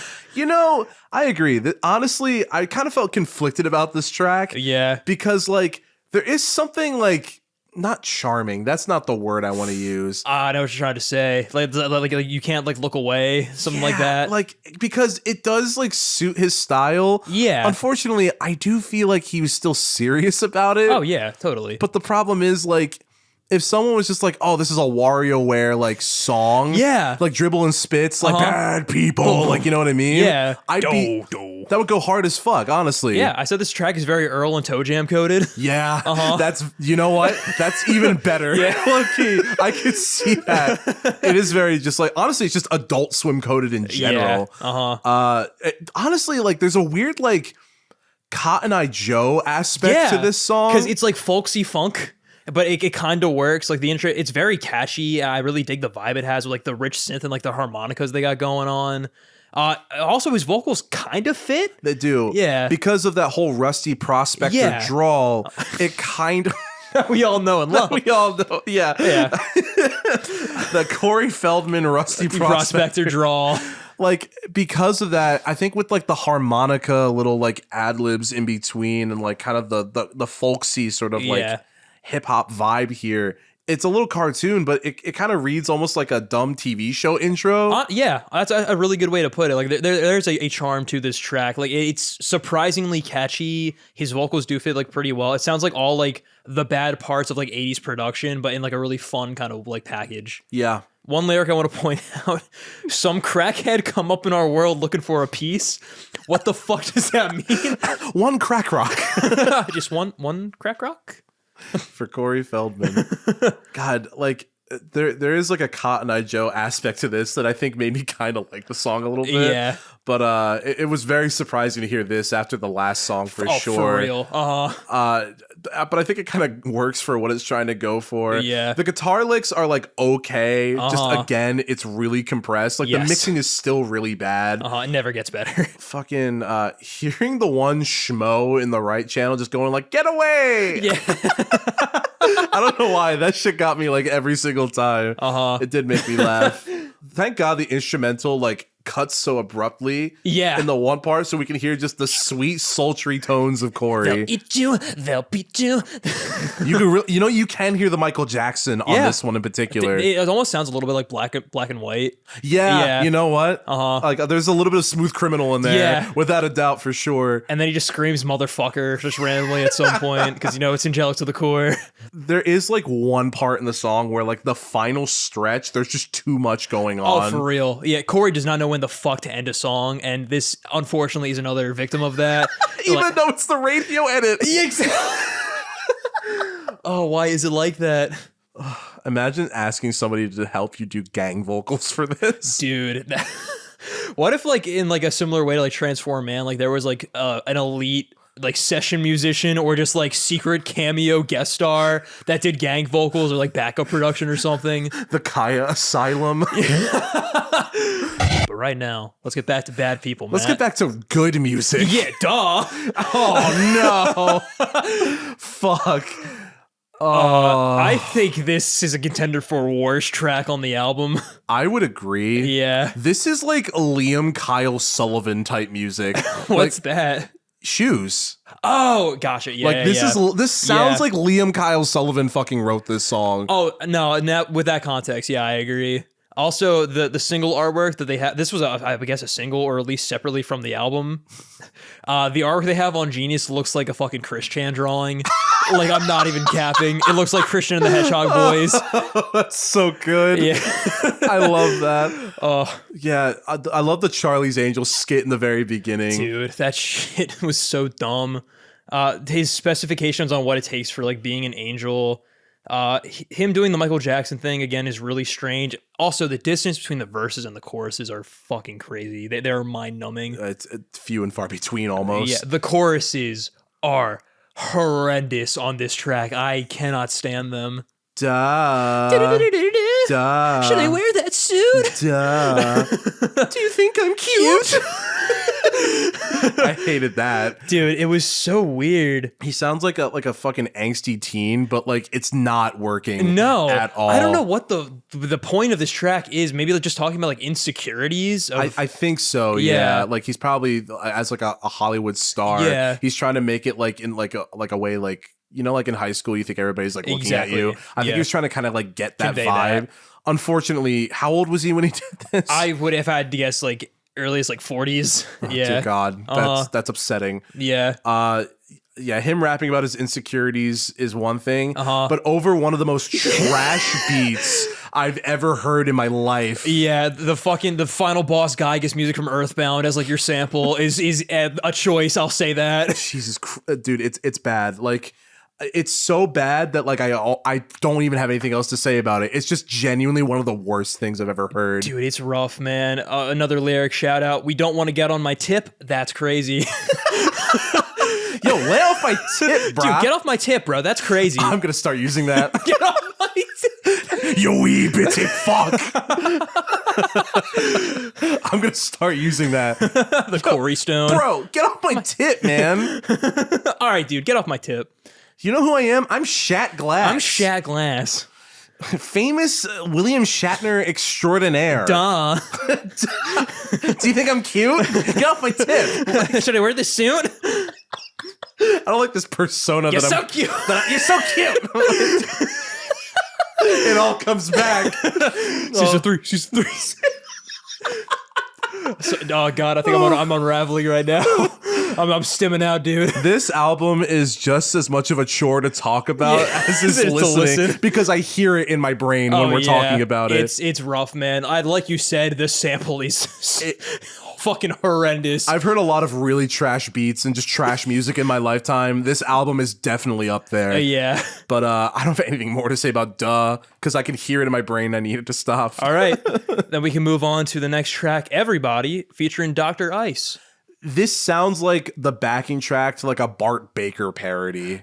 I could see that, yeah. This is one of the just like the most like general generic tracks on here that are just talking about like living life and partying, and I think like not succumbing to negativity, or I might be getting like, confused, but who the fuck knows? That comes up a lot on this album. That's true, and there is also a song called Negativity, so we have to keep that in mind, I guess. But dude, like it's bland is like the perfect way to describe this song. Yeah, definitely. Unfortunately, I guess in terms of like not assaulting my ears, it's one of the better ones. Yeah. It's also nice to just hear a guy who isn't Corey Feldman on here. Who knows how to like actually like sing along to a beat correctly. Corey's vocals, when they do chime in though, are supposed to be like bright and happy for the song's tone. Yeah. But instead it's like this raspy fucking delivery and it sounds threatening. It does, yeah. That's the thing about it. When he's literally saying like, everybody. Oh my god. Yeah, the texture of the instrumentals mixing doesn't even sound like it goes with the music either. No. I mean, at least it's different. It's a calm down from Duh, which I'll take. Like, the guitar work is nice. Man, they really sandwiched this in between two of the worst tracks of all time. I'm just realizing what the next one is. Oh, we'll get there. Holy fuck. It's wild how out of rhythm he is on so many tracks, including this one. Yeah. The songwriting is truly something to behold, because like the rhymes are like baby easy, but like the leaps and bounds that Corey does to like match his inflections to make them work is kind of admirable. What's the fucking it's very much reminding me of like Suicide Silence, like the fucking like it goes into the mold or whatever, and how you said that he would jump the gun and like it would just be too early. That was it. That was it. The zero. Yeah, this is the zero of Angelic to the core. Yeah. God, Doc Ice really tried. I can tell. Dude, he did. He really, really tried, which is the funniest part. He really fucking tried on this track, man. He sounds so happy. He does. Yeah. Maybe because he didn't hear what like most of the song sounded like yet. Honestly, so he was kind of optimistic. He's like, you know what? This isn't too bad. I'll do it for my friend Corey. God damn. Yeah. It's bland. Still has some pretty crazy bad production choices and instrumental and performance choices on here. Somehow, though, it does not stand out compared to the next track. Oh my god. Which I think is, if not the worst song on the album, a contender for the worst song on the album. It's up there. I'll agree. Lickety Splickety featuring Corrupt fucking sucks. Dude, I didn't think the mixing could take any more of a nosedive, dude. Because oh my god, when I first heard like the first few seconds of the song, I was just like, oh my god, how is it getting worse? Yep. I feel like I was mentally slipping. Also, why in the hell did he start talking like that? Like I don't know. Yeah. He really was trying to go with the black scent on this track, dude, which I was not a fan of. I gotta be real. It was rough at the very end. Corey has a couple moments on these little like studio sessions that are just like, dude, you gotta stop. Please. Yeah. We can't take it anymore. The instrumental on this track is so fucking overstimulating. Like, it's so loud. So much happens in the background. Like, there's like the THX Ascension sound effect is in there. Oh my god, yeah. You know, I didn't write that, but I like legit heard it as you described it. This is what I legitimately think Kid Rock's music sounds like. Like, to me, especially because Kid Rock sucks. Oh yeah, he does. But like, because I hate him even more. Like, this is just what it will sound like to me. Yeah. Genuinely. Like, if someone told me Kid Rock wrote this, I wouldn't be surprised. I'd believe you. Like, I'm not even kidding. Matt, I 100% agree. That's a good take. Dude, fucking, like, again, somehow the most compressed thing we've heard on the entire album, which is wild. Yeah. Considering, like, it's worse. I didn't think it could get more compressed than that. I know, dude. It was shit. Like, oh my god. Like, I guess I should be thankful that the vocal maybe that's why. Maybe the person in the studio was like, oh wow, the vocals sound really bad. Let's just let's turn that down real quick. Let's bring the fader down. Turn that compression knob up a little bit. Yet somehow Corey still was going through. God, yeah. Like I said, maybe up there for one of the worst tracks on the whole record. Dude, it sucks. Like the music sounds like a GTA menu, like backbeat. Oh my God. It's rough. Corrupt is, I think, the worst feature on this album. Which is very crazy to hear. Because the features are usually the best part on these songs. Corrupt actually makes this song worse. It's because he enables Corey at the very end of the track. That's a good point. God, the part when he does the Korn-esque beatboxing was sending me. I could not believe what I was hearing. Like, what did he look like in the studio when he was doing this? I don't know, man. He was just really feeling the moment. Dude, lickety-splickety. Lickety-splickety! It's so compressed but so loud at the same time, which is crazy. Oh man, it's a trial to get through this track. Oh my God, more things. I have more things about this. Go off, Matt. The high end on this track is jail worthy. Yeah, like it's so sharp and just is unpleasant through and through. Like in a headphones setting, it's unbelievable. This is the definition of coworker music, like wholeheartedly.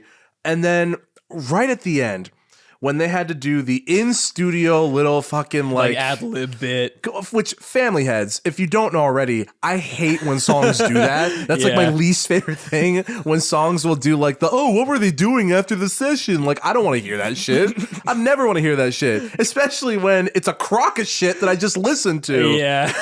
And when they're doing like a skit of Corrupt and Corey talk, when I first heard him go like, you know what, Corey? And he went, what's up, brother? I was like, oh, dude. Fuck you. Genuinely, that made me so angry. It's bad, man. Like, I think he has a moment later that's arguably even worse, but this is up there. That's true. This is bad.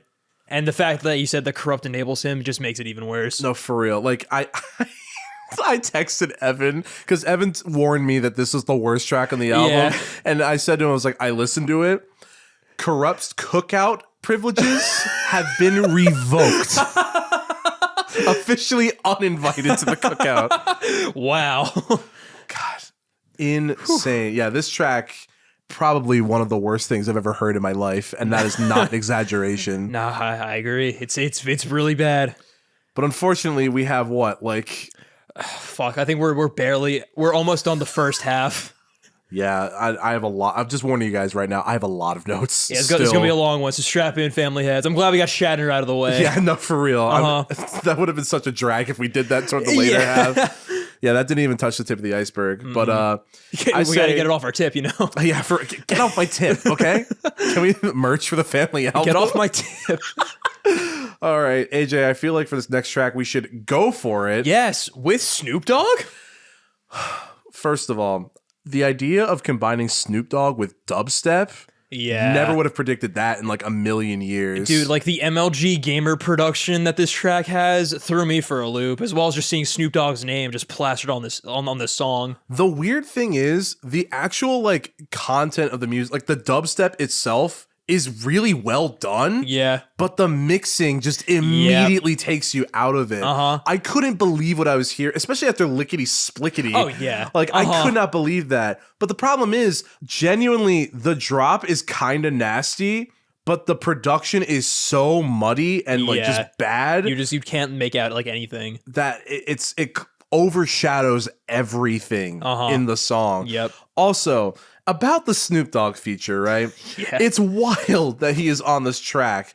Genuinely kind of surprised I didn't hate the overall execution. Yeah. The only thing is, when Snoop Dogg starts, Corey's ad-libs and like hype-up vocals are talking over the feature. I know. You know, the one selling point on the album that he might have had. Yeah, but no, this is a Corey Feldman album. He needs to be the center of attention. It's crazy with almost every single shot that he has in making this an enjoyable listening experience. Each song has a distinctive like character profile level of just like something that ruins it, of just erroneous music choices that will absolutely prevent you from liking it. I am not a fan of Snoop's feature on this. Like, it's not bad, but like it's for this album, it's not bad. For real. But it's not good. It sounds like a Lonely Island song feature. Verbatim wrote that in my notes. I literally wrote, it sounds like the Lonely Island. Thank you, man. I'm glad we were on the same page with that. With the lyric, too much ass in that skirt, all she want to do is twerk. Fuck yeah, brother. I bet Corey wrote those bars for you. Dude, we'll get to more of the twerking lyrics in a second. But honestly, I feel like this album or this track specifically is like Schrodinger's Snoop Dogg. Yeah. Because the way Corey Feldman's talking over all of his fucking features, he may or may not be there. He might have lied. Snoop Dogg might not have actually been there. That's true. Like, genuinely, that's up for debate. Question of the week: do you think Snoop Dogg was actually on the album? Crazy shit, man. This was the big single for the song. There was also an infamous performance of this track on the USA Today show, which like went viral for like how bizarre it was. It was on this mainstream primetime television set.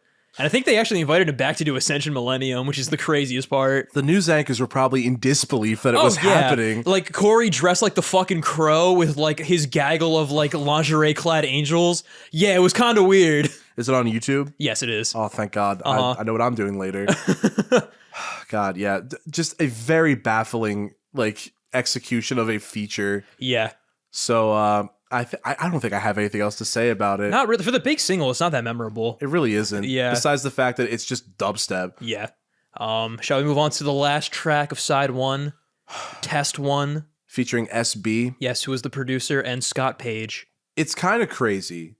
This song has the clear rap vocals, and arguably the song with the most notable rapper, low-key, like, of all time, that you could have on an album, could barely be heard, but this person that I literally do not care about gets more of a front seat I know, dude. than fucking Snoop Dogg. Yeah.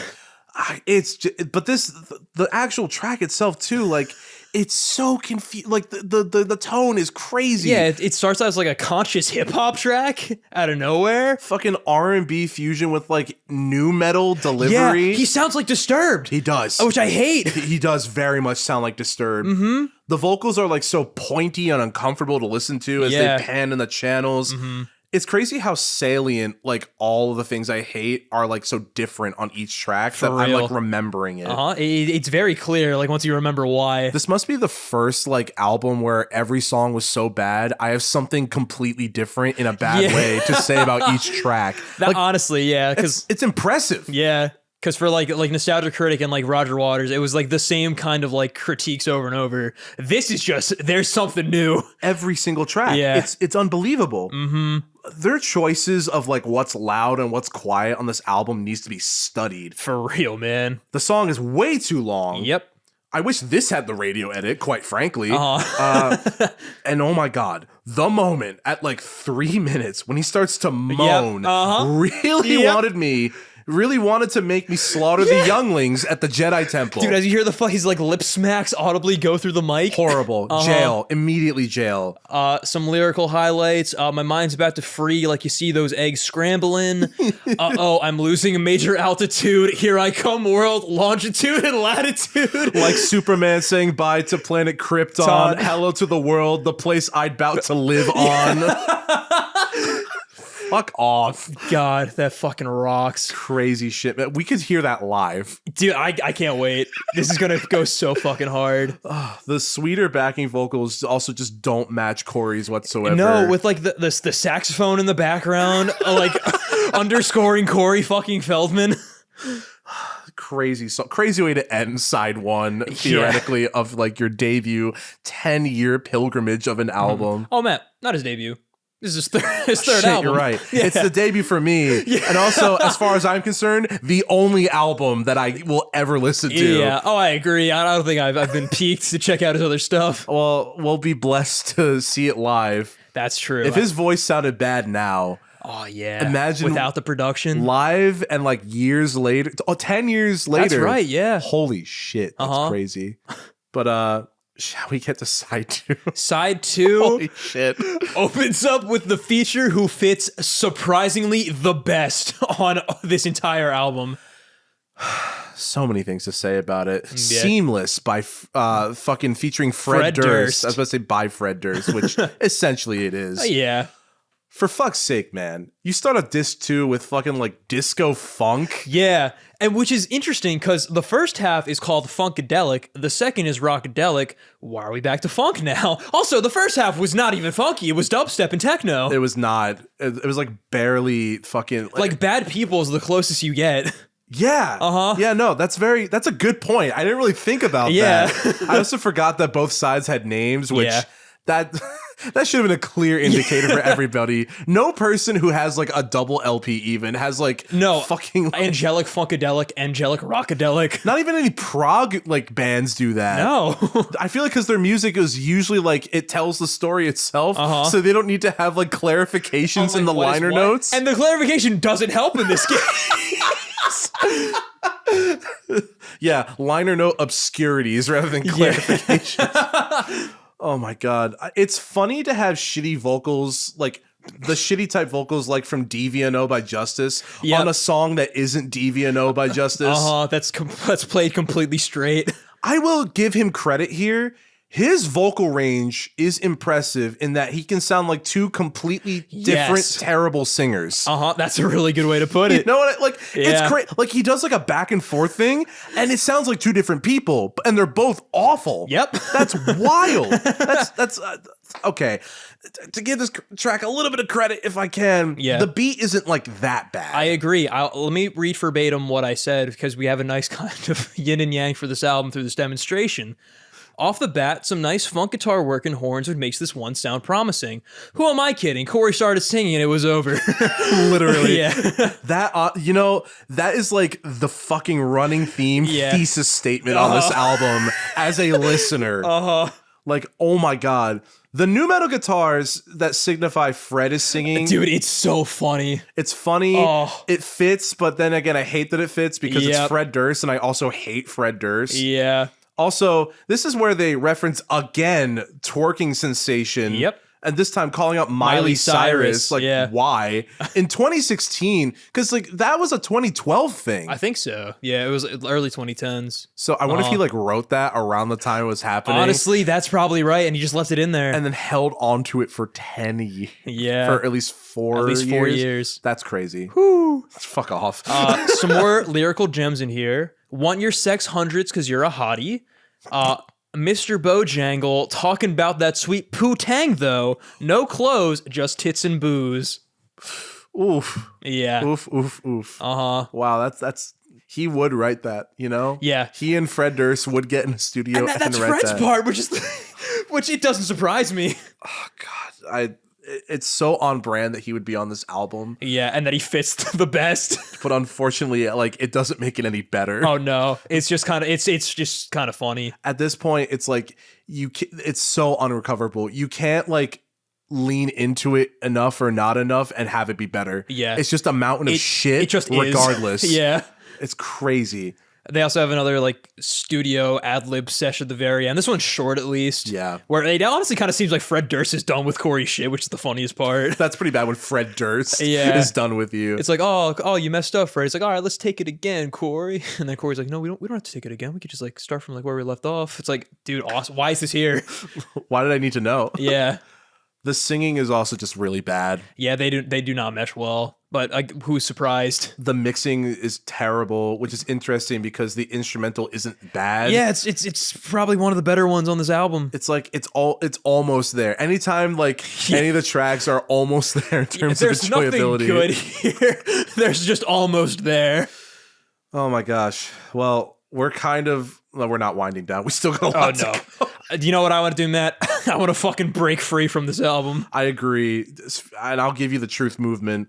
So now we're in like reggae smooth jazz territory. Yeah. Which is, okay, I'll admit it's nice hearing his voice try to sing a bit more sweetly. Yes. Because for some reason, it's like not that bad. Mm-hmm.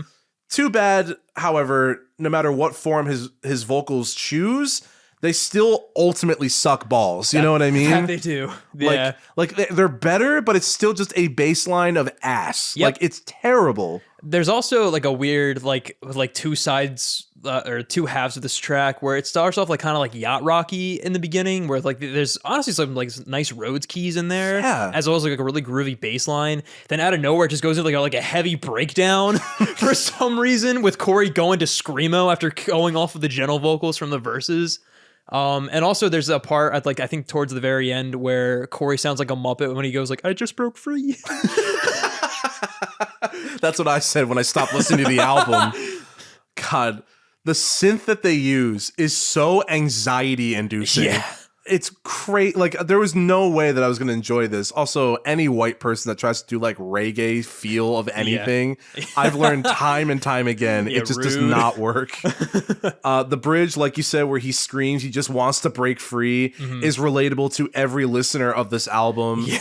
Who in their right mind told him that he had something here? Like, actually. Like the fact, I think he did. The fact that I want to know the timeline of all of these songs. Honestly, that's really fascinating because like I don't know if any of these were planned from the jump and it just took him 10 years to make it, or he just got like more ideas and just more and more was put on this album. How many places do you think he pitched this album trying to get like actual like backing? funding? Oh. Do you think labels rejected him? Oh, 100%. Do you think it's in the documentary? It might be. I'm gonna have to watch the documentary before I go see him live. Yeah. What am I saying? That's crazy. That's fucking wild. I'm gonna have to watch the Corey Feldman documentary before I go see Corey fucking Feldman live. What the hell am I saying? What happened? That's We've fallen so far. We stray further and further away from God. Season 4. Season 4. Sorry, guys. That was legitimately me crashing out for a moment, wondering what my life was. Oh, that's... That was...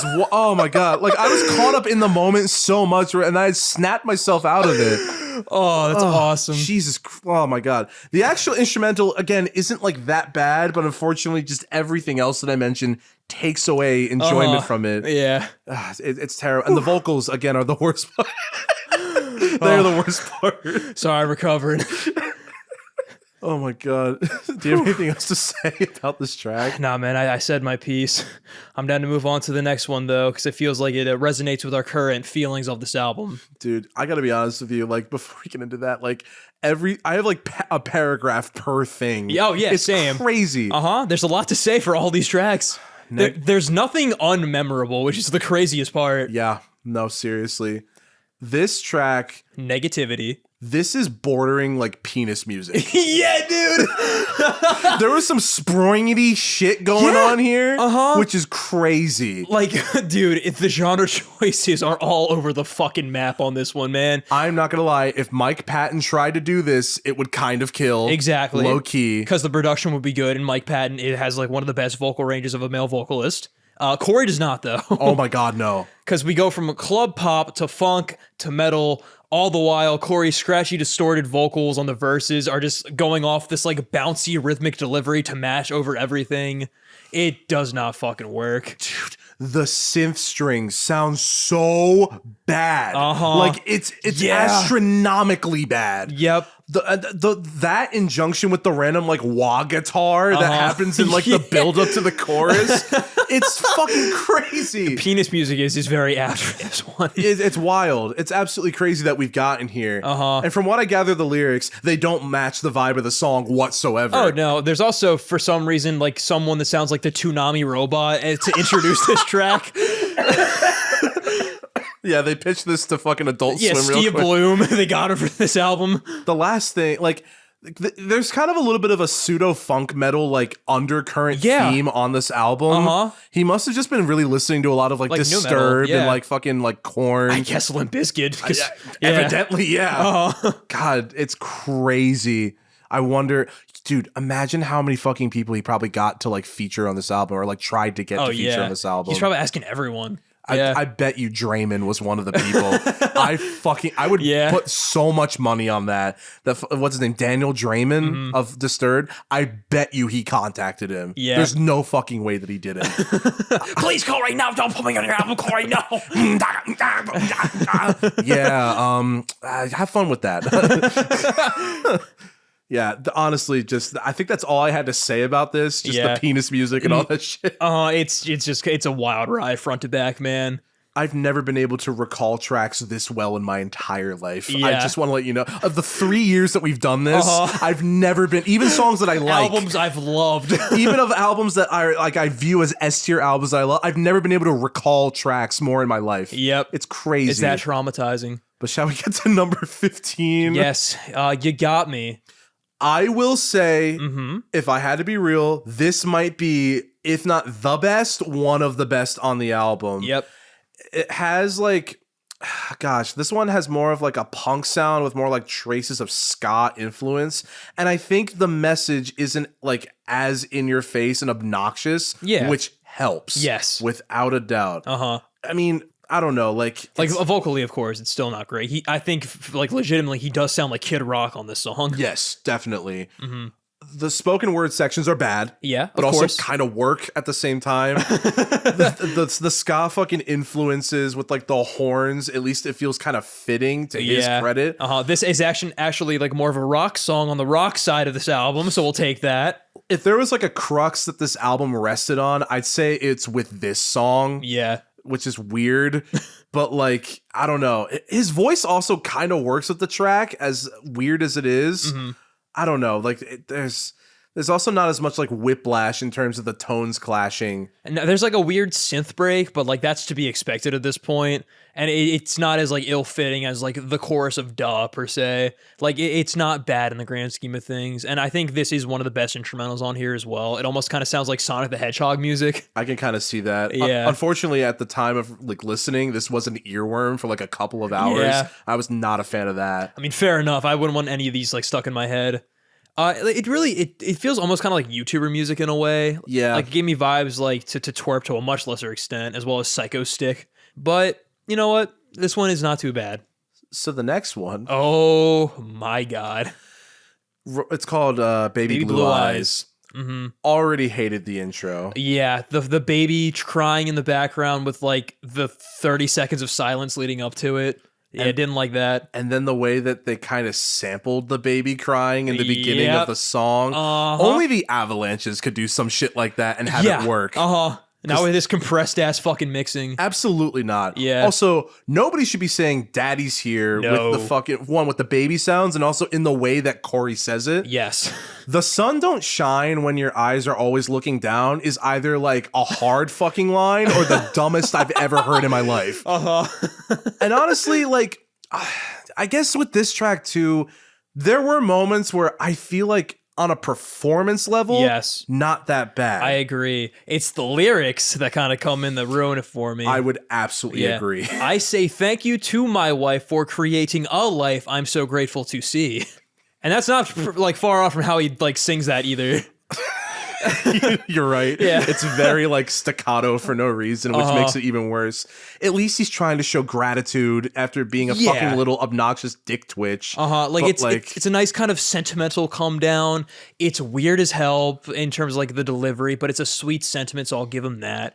The instrumental is a nice come down overall, just this like kind of groovy R&B track where it's just him expressing his appreciation like to his family. Yeah. There's like a nice like 70s kind of guitar solo with like the wah pedal, which is really cool. I do remember that, yeah.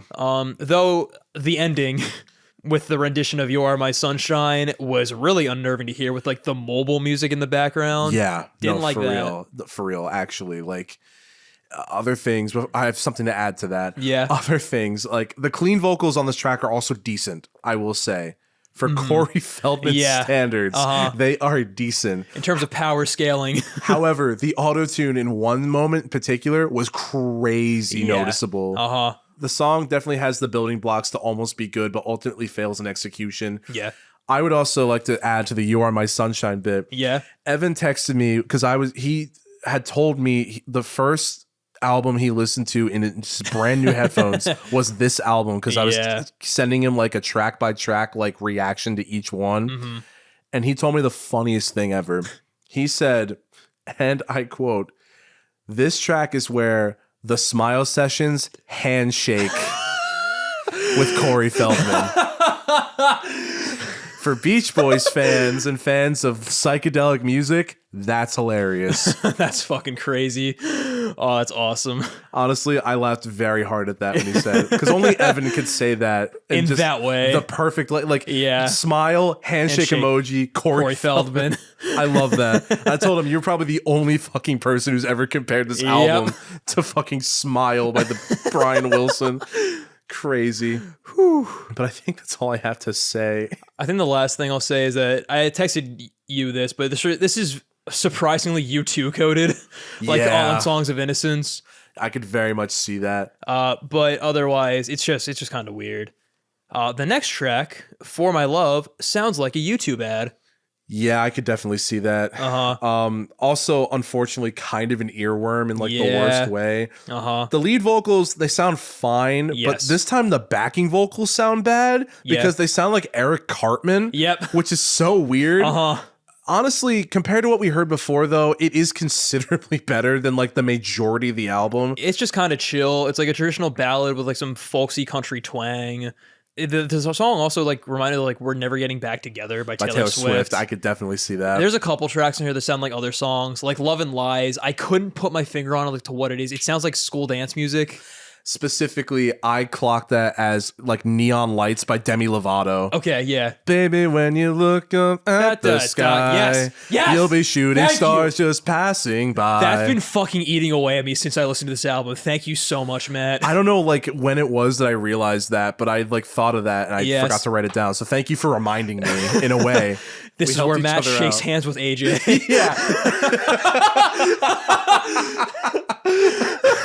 Enemies became friends and friends became enemies. Oh my god. You know, honestly, it would be really funny if like we did another episode of this, but we just have Ben and Tom just talk about their listening experiences. Yeah. I feel like I'd really enjoy that. We won't even upload that. I'll just listen to it. But personal podcast. Things about this track. Like you said, his vocals are a lot better because they're a lot more toned down and easier to listen to. Yeah. It's kind of shocking he front-loaded the beginning of this album with some of the worst music I've ever heard in my life. Like, if this were earlier in the album, I would have maybe have enjoyed the listening experience a bit more. Yeah. But the rest, like, it's crazy how we split it up. Also, this is the Rockadelic or whatever. I know. What are we doing here? It's chill as fuck on this side. It's crazy. God, instrumentals are actually, dare I say, kind of decent. Like you said, very palatable, very YouTube ad coded, which, I guess, honestly, really tracks. Things just also mixing wise, they blend a lot better on this track than other tracks. It's a lot more clear, which is nice. The more like straight ahead, like kind of rock ballady. Is it ballady or like is it more ballady? Yeah, kinda. I don't. This is one where it was good, so I couldn't really remember it in a way. But it was. I remember enjoying it a lot more than like the EDM side of things. 100%. It's also an earworm, like I mentioned. Though I will say the backing vocals also sound like they were recorded through my phone. Yes. Corey's falsetto vocals are also not very good. No. Not a fan that they were included on here. I think the sentiment is pretty nice on this track. So there's some, of course, confused song choices. Like there's like a synth that pops up in the chorus that does not fit the rest of the track whatsoever, but that's to be expected. This is Angelic to the core after all. It almost kind of reminded me of like a legacy band kind of doing like a late stage song. That's like the best way I could compare it to. I can see that. There's definitely like a late stages like Eric Clapton nature to this. So I can very much see that. So not bad for this album standards. Definitely like if it were earlier in the album, I would have probably had a better listening experience just to cut through just the monolith of bad music. Yeah, dude. Wild. Speaking of bad music, I think we approach probably the worst track on side 2. Yeah, it's definitely a contender. Oh my god. We wanted change. Why at this point? Why did he think like I want to do like a Beatles, fucking Beatles, like Paul McCartney as when I'm 64? Yeah, but like even more stripped back, like so weird, like. Why do they also this has like one of the weirdly longest intros ever, despite it only being like 2 minutes. Yeah. I felt like this was like a slog to get through. Also, the drums sound fucking horrible on this track. Horrendous. They are terribly mixed. The mixing of the instrumental sounds like super amateur. I literally, during my notes, I was writing something and I never finished my sentence because the chorus happened. Oh my god. It's so bad. It's so fucking bad, that man. shit was... It sounds like he's actively destroying his vocal cords, which is insane. He sounds like he's in pain. I did write that in my notes. I don't know how to feel about this track, genuinely. Like, it's a nice change of pace to hear something, like... just so out of left field. And, like, different than just the majority of the album. Yeah. However, the vocals, like you mentioned, absolutely fucking suck. Like... I love how you can tell the song was recorded in junctions because it abruptly cuts to the chorus after each verse. Yeah. Yes. I forgot about that. Oh, you're so right. Like literally, it's like a hard, like just goes right into it. No transition, There's no like nothing. a slight like pause before it goes in. I fucking forgot. And it's like a millisecond behind like of the rhythm. Oh god, or ahead. It's a millisecond ahead of what the rhythm would. It's so bad. Oh, I forgot about that. That's so fucking funny. And then this is the other skit that I was saying where Corey just gets racist out of nowhere. Yeah, you know. Oh my god, that was crazy. He just like puts on like a stereotypical like Mexican voice for like one line out of the whole skit, which is the craziest thing. He wanted to change to be more racist. Yeah, it's crazy. You think he does that in concert? We have so many things to look forward to. Do the voice. Do the voice. We want change. That's what I'm going to scream at the end. No, because then it'll be like, oh, you want to hear that song? No, great. Sorry, it'll be more like, you want to hear that song? Wee. Oh, god damn. We're almost to the end. We're so close, guys. We're getting there. Thank you for bearing with us. My end notes will be on the fly. I hope you know that. Oh, yeah. Same here. I did not. After listening to the whole thing, I went, I'm fucking done with this. Yeah, I think I can sum it up pretty well. But here we go. Track number 19. Yes. Corey's political activist song, Take a Stand. Just what we fucking needed on this album. You know, William Shatner, the Transform Man, we got to hear his opinions at the very end. Any music that I create amidst our hiatus, I'm going to infinitely feel better about knowing that I will not make this. Exactly. Like this has been a confidence booster on so many levels for me. 100%, I just need to say, overall. Going back to Dragon Ball, the message is there's always someone stronger than you. Matt, there's always someone weaker than you. Yeah. I guess if I'm Krillin, then he's more like Yao Shirobi. Fucking Emperor Pilaf. Yeah, that's better. That's absolutely better. But Take a Stand, oh my god. You said verbatim just what we needed. Yeah. A political track. Yeah, dude. Here's the thing. I hate when celebrities try to comment on injustices across like seas and stuff in such a performative way. Yep. It makes me want to start wars every once in a while. Not gonna lie to you though, like this one is probably like the worst instance I've ever heard of that because it's so strange. First of all, it sounds like 3 different songs put together. Yeah, I would agree with that because you have the samples of all like the tragic newscast in the beginning, which is undercut immediately by Corey just singing because it's like a jump scare. Not only that too, it plays over the music and it's like so much louder than the music. It takes away from the song. Not that I'm complaining, quite frankly. Exactly. But like, God, what was he thinking here? Fucking like the drum switch up every few seconds. It goes from like IDM to funk to hard rock. And it sucks because like it feels like it's overall the worst thing about it is just the mixing than anything. Yeah. Again, like I don't know why. I'd have to listen to it again because I kind of want to argue with my past self about this. Yeah. I said it in the moment. I feel like it has potential to be a good song if it were mixed better and the lyrics were less on the nose. I'd have to do a re-listen because I was a different person when I was listening to this album. That's a fair point. But I mean, hey, I do remember the piano being kind of like okay. Yeah. But again, the vocals suck. Like it just you can't escape that. I agree. I do also enjoy the piano. I think the bass line is also pretty good. However, I think the funky wah guitar coming in as Corey is lamenting the constant deaths around the world. Not fitting. That's some cognitive dissonance right there, my friend. Corey asked to take my hand. I will not let him.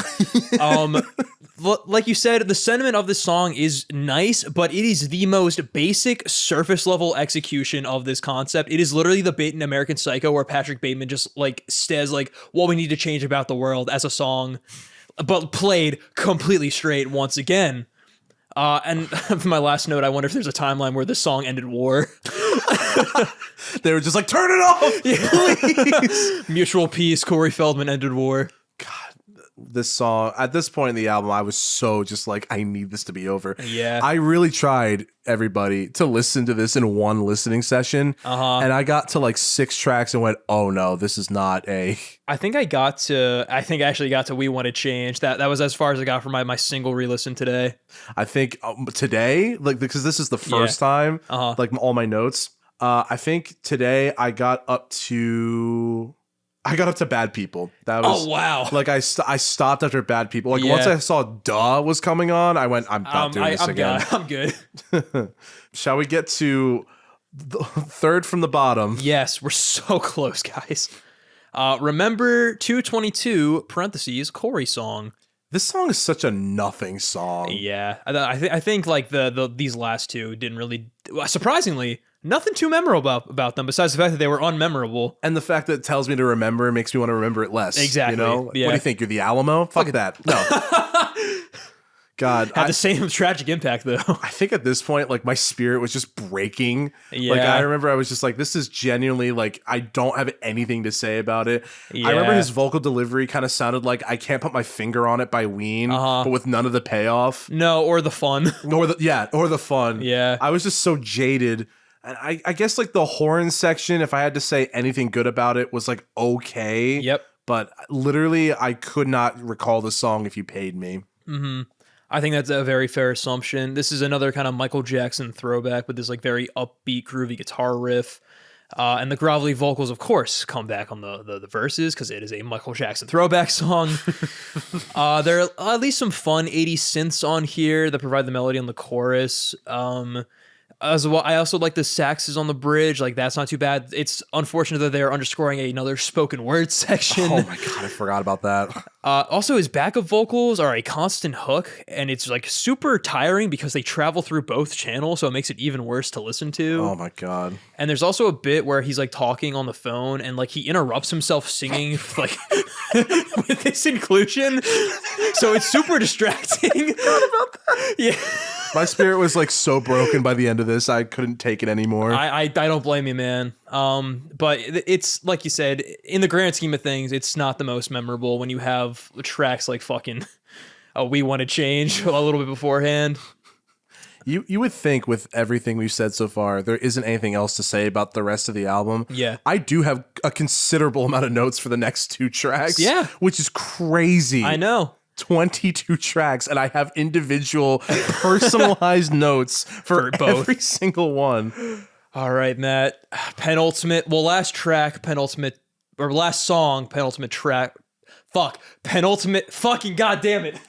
Last song, penultimate track on this album. We are just like so done with this album. Yeah. Like, it's crazy just us talking about it. Like, I feel like I hear it in my brain. It's a plague. But Mercy. Lord have mercy. Yeah, really. Lord have mercy. Because this track is called Mercy by... featuring Brandon Howard. I keep almost saying like the feature made... I mean, in a way, they did make the song. That's true. But I remember immediately I wrote like the fact that the song is 5 minutes is terrifying me. Like I wrote that in the beginning preemptively. And then immediately the vibe, I was just like, what the fuck, dude? Why am I hearing Linkin Park at the end of all this shit? I know.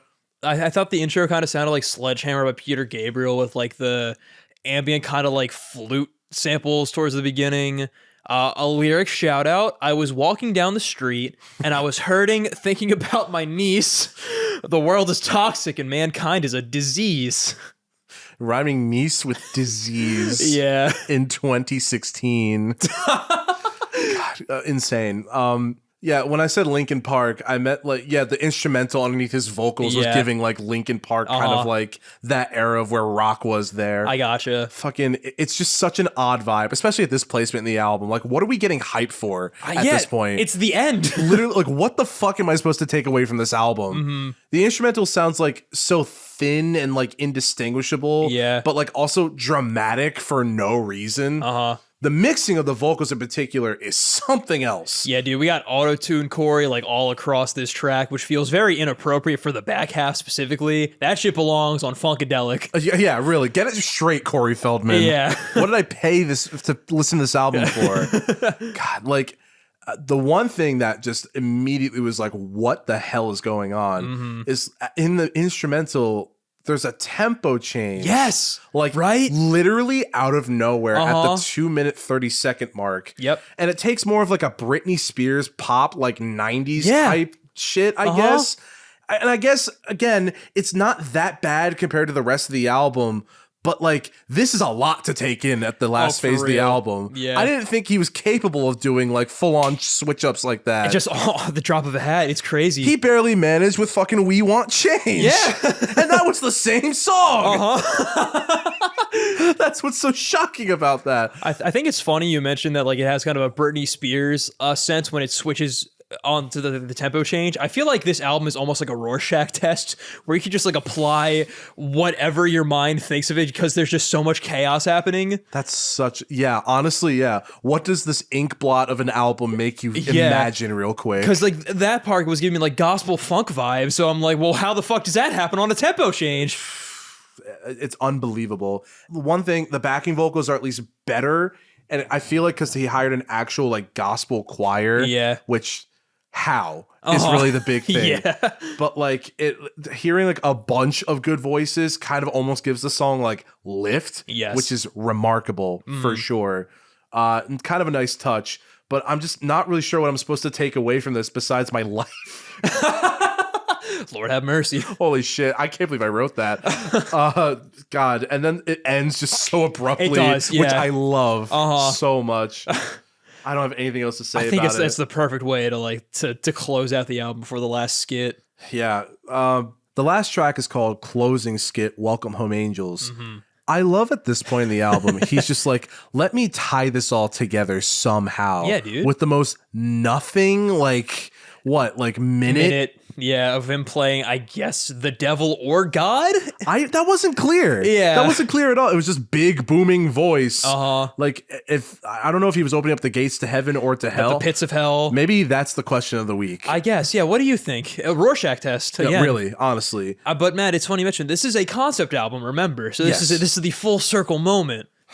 Now, what that concept is also a Rorschach test. Yeah, honestly, there is really just no central theme besides I'm Corey Feldman.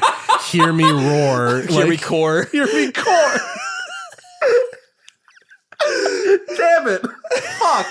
That was right there. Son of a bitch. Oh my God. God, it's such a weird skit, man. Opening Heaven ASMR. Yeah. Like, welcome home, angels. There's like this like weird like wind whooshing sound effect that just sounds like when the Super Saiyans are flying. Yeah. Which really was just like, what am I doing here? But man, I'm so happy that like the message of the album was that important where he had to bookend it with the melody of Ascension Millenium sung in the deep voice. Yep. Again, like, what a trip. What a trip this album is, truthfully. Yeah. Oh, my God. Another bad album bowl down, Matt. But we're not done quite yet because we got to talk about our final thoughts. I think it would be appropriate. Do you want to go together? Yeah. All right. We can add on to each other's points. I'm just going to say right away. Yeah. This album genuinely... was one of the worst things I've ever heard. Like, there are so many factors to this album that make this just an absolute fucking like bane to listen to. Yeah, an onus that we have upon our shoulders. God, what do you hate about it, AJ? Well, I'll start about what I like. Okay, yeah, we can start with that first. And that's absolutely nothing. Okay, word. Got that out of the way. Perfect. Like we mentioned in the beginning, 4 out of 4, there's nothing good about this album, man. The mixing is the most consistently, actually no, it's one of the most consistently awful parts about this entire album. Everything just sounds so compressed. The layering is super messy and disorienting, especially with Corey's vocals. Love and Lies being the primary example of that at its worst. You go on a fucking spiritual journey on this album. I think you like mentally, spiritually separate yourself when you hear this track. No, you go through all 9 circles of hell to reach heaven, which is just the end of this album forever, hopefully. Yeah. Like, dude, I don't know if I've ever had like how many stages of grief there are? Is it 5? Yeah. I think I legitimately experienced the 5 stages of grief listening to this album, which I don't blame you. Never had before in the entirety of the family album, or just my music listen or my life. Yeah, no funeral, no passing. Like, oh, dude, insane. Corey Feldman made me experience grief for the first time. It's crazy. Just like, you never know what to expect with each track. You're always thrown for a loop, man. It's something new every time, and it's something memorable in the worst way possible. Like you said, the mixing is just so bad. The vocals are just fucking terrible. Yeah. There's like even the moments where I was like, oh, his vocals sound better here. It's still not like good by any standards. This is power scaling within the album, not like music as a whole. Like, Corey would rank like F tier outside of the album. In the album, he's like a C. Yeah, like and the problem is there's such a wide array and such a wide spectrum of awful on this album. You have to almost like rank the songs individually, and like you could do a tier list of the songs on this album. Oh yeah, for real. Which I was gonna pick out like the 5 best and the 5 worst tracks at the end of this, but like, oh my god, just. Lyrically, there is nothing to take away from this album that warrants any of these like sonic choices and these musical choices. Well, the imagery is bizarre, offensive at some points, especially with the session ad-libs thrown in with the guest features. But besides that, it's the most surface level, easy baby rhyme, oddly performed thing that you have ever heard. And the features range like complement that or outdo Corey in almost every way, and the ones who meet him on his level make the album even worse. I think honestly, okay, this might be a hot take. I think the first half of this album is just like, although this whole album just sucks in general, the first half of this album is genuinely like still somehow so much worse than the second half 100%. Of this album. Yeah. He starts you off with like 5 or 6 of like the worst tracks you've ever heard in your life. And it's jarring. It's unbelievable. Fantano has this on CD. Like, how? How? So many of his reviews and so many of his like commentaries on Music News, I see this stood up on his wall in the background. Exactly. He has this on CD. Like, what the fuck, man? Yep. I want to go and look up other people's reactions to this album. Like if they have like video essays, because oh my god, is there like a live like reaction? There has to be like a front to back. I'm going to have to watch it just to see if like I'm the only one, which I'm sure I'm not, but like I just want to know what they're thinking. I mentioned this YouTuber, I think on the They Might Be Giants episode of Tom Hates Albums. His name is Cactus Malpractice. He has a series called The Worst Album Ever Made, and he did an episode on this album. And I think that he doesn't do like live reactions, but he does kind of like back and forth, but he does like usually like track by track analyses with like some kind of comical skit in between. That might be a good starting point. Yeah, I think I'm gonna have to check that out. I need to feel solidarity and just how horrendous of an experience this was. Like, I genuinely don't think there's ever been like a listening experience for an album that's made me feel this way. Yeah. Just like taking me on such a wild ride, even in Junctions, which is crazy. Yeah. I split this up into 4 listening parts. Yeah. I mean, in the span of like the same, like, I don't know, 8 or 9 hours or whatever, because I tried to space it out. Oh, yeah. So I was like, all right, let's make sure that everything isn't bleeding from the other tracks. Same here. It took me 3 days to take my notes for this album. Wow. Yeah. Dude, I don't blame you. Holy shit, man. And it's crazy how even spread out each track just is so notably bad. It sticks with you. It's impressive in a way. It is. No, I was just about to say that. It's almost impressive. Yeah.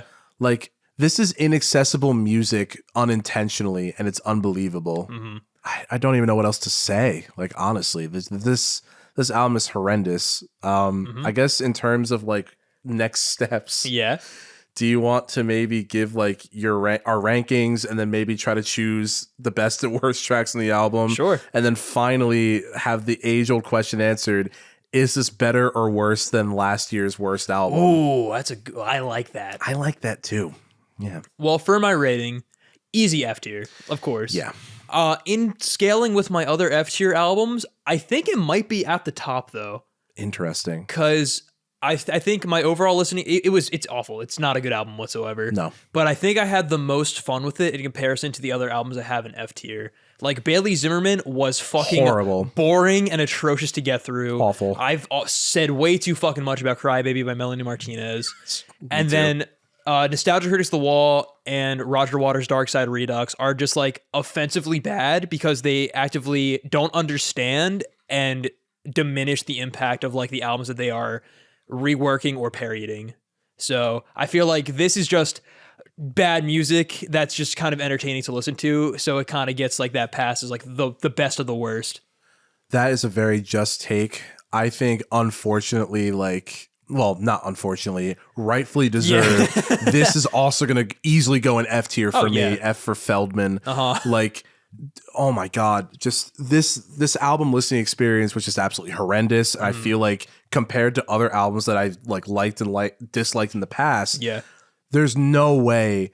I mean, I know like probably also because of your connection to Pink Floyd, I could see you putting it above Nostalgia Critic and Roger Waters. I'm gonna have to say this is probably, oh my God, would this be the lowest rated album I've ever listened to? Oh shit, here we go. I mean, to Playboy Cardi's credit, at least the mixing was good. Yeah. If I can even say that. Not my thing, but at least good. I think this might honestly be the worst album I've ever listened to. And I think that's a very fair take, Matt, because it's not a good album. Because here's the thing. Playboy Cardi's Die Lit came out in, I think, around 2016. And somehow it's leagues better than this. Yeah. So I'm going to have to put this at the very bottom because as much as there are like enjoyable moments, one, I will never listen to this in full ever again. Yeah. I can only Love and Lies just for the sheer novelty of, oh my God, this is a song. Yeah. Like that's really it.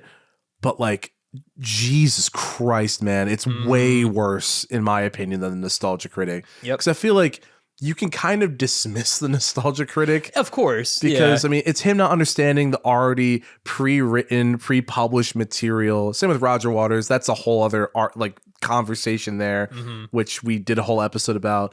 Yeah. This just came from his soul and like Corey Feldman's soul, and straight up like nothing about it was like, I know we were power scaling his best and worst music and his moments.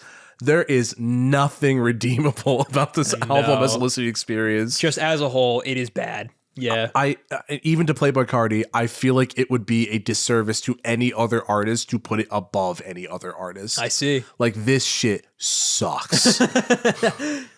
And if I could find another album that is worse than this, I would be shocked. That'll be a triumph. Genuinely.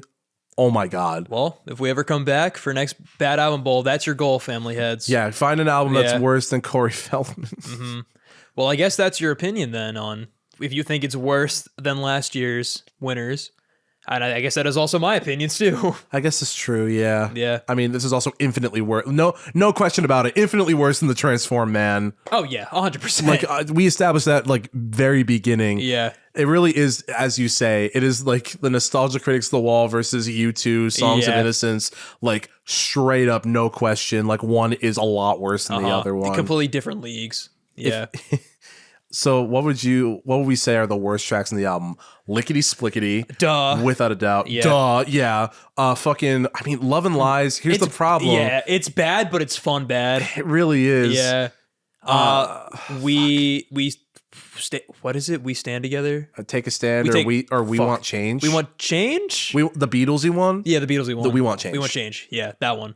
That one's a really bad one for me. That one's pretty. I would agree. That one's also pretty fucking bad. God, let me think. I mean, Ascension Millennium. Yeah, that kind of says a lot from the get go. Let me see if I can. Forbidden Attraction. More. Yeah, Forbidden Attraction fucking blows. Everything about that. I mean, God, it's so weirdly conflicting. Take a Stand for different reasons. Yes, they all have their own like bad characteristics. Yeah, exactly. God, I want to say Seamless featuring Fred Durst, but the problem is like I enjoy it too much. Instrumentally, it's just I don't know. I can't say that. If I wanted to be petty, probably Remember 222 Corey song. Yeah, because you can't even do that. Yeah, it's the least memorable on album full of memorable for the wrong reason songs. He fails in everything he tries to do. Yep. It's crazy.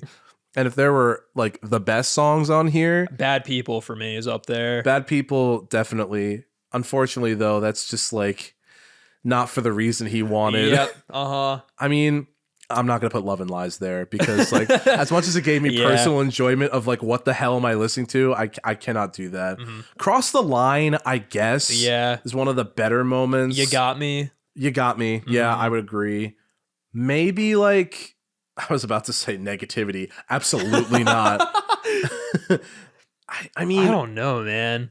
Like I would put Seamless up there, but that's like a Love and Lies situation, like for the novelty. Yeah, exactly. Yeah. Maybe like maybe Mercy, because it at least has the good end portion of the song. I guess because it has the gospel choir that's like infinitely better than like all the features and the main guy. Dude, this album is fucking nebulous and just it's endless, formless levels of bad. Yep. You take what you need from that album. I think it's like every copy of Angelic to the Core is personalized. For real, honestly. Like, imagine like a DJ Roswell format on this album. Oh my God. Dungeon Crawler Corey. Oh God, no. There's a book called Dungeon Crawler Carl. Yeah, and I think I have the book, but I didn't start it yet. I hear it's really good. It's like a lot in the series too, right? There's like 9 books. I think so. Yeah. Unlike this album, check that out instead. Yeah, it probably paced a lot better than this album too. But I think with that, Matt.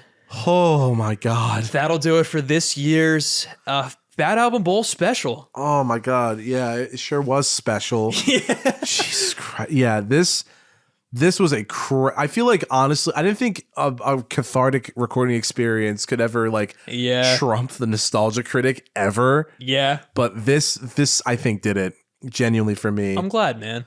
Because, oh my God. I do feel lighter. Me too.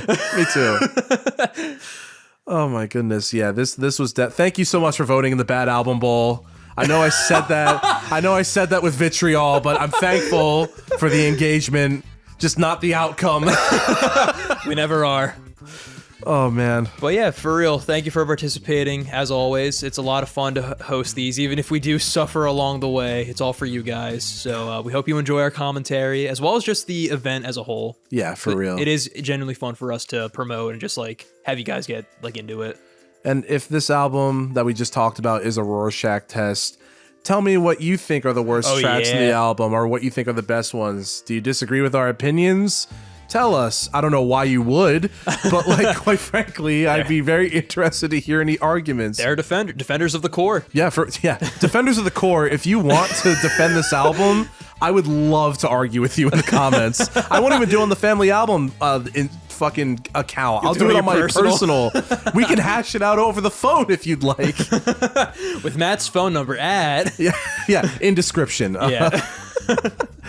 God, AJ, this has been crazy, man. This it has. Do you feel transformed?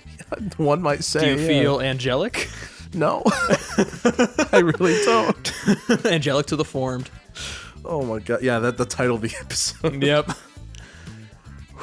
Well, that'll do it for this week's episode of the Family Album. As always, I'm your host, AJ Tenari. I'm Matt Glass. Thank you so much for your constant love and support, and we will see you next week for the last guest episode of the season. Peace.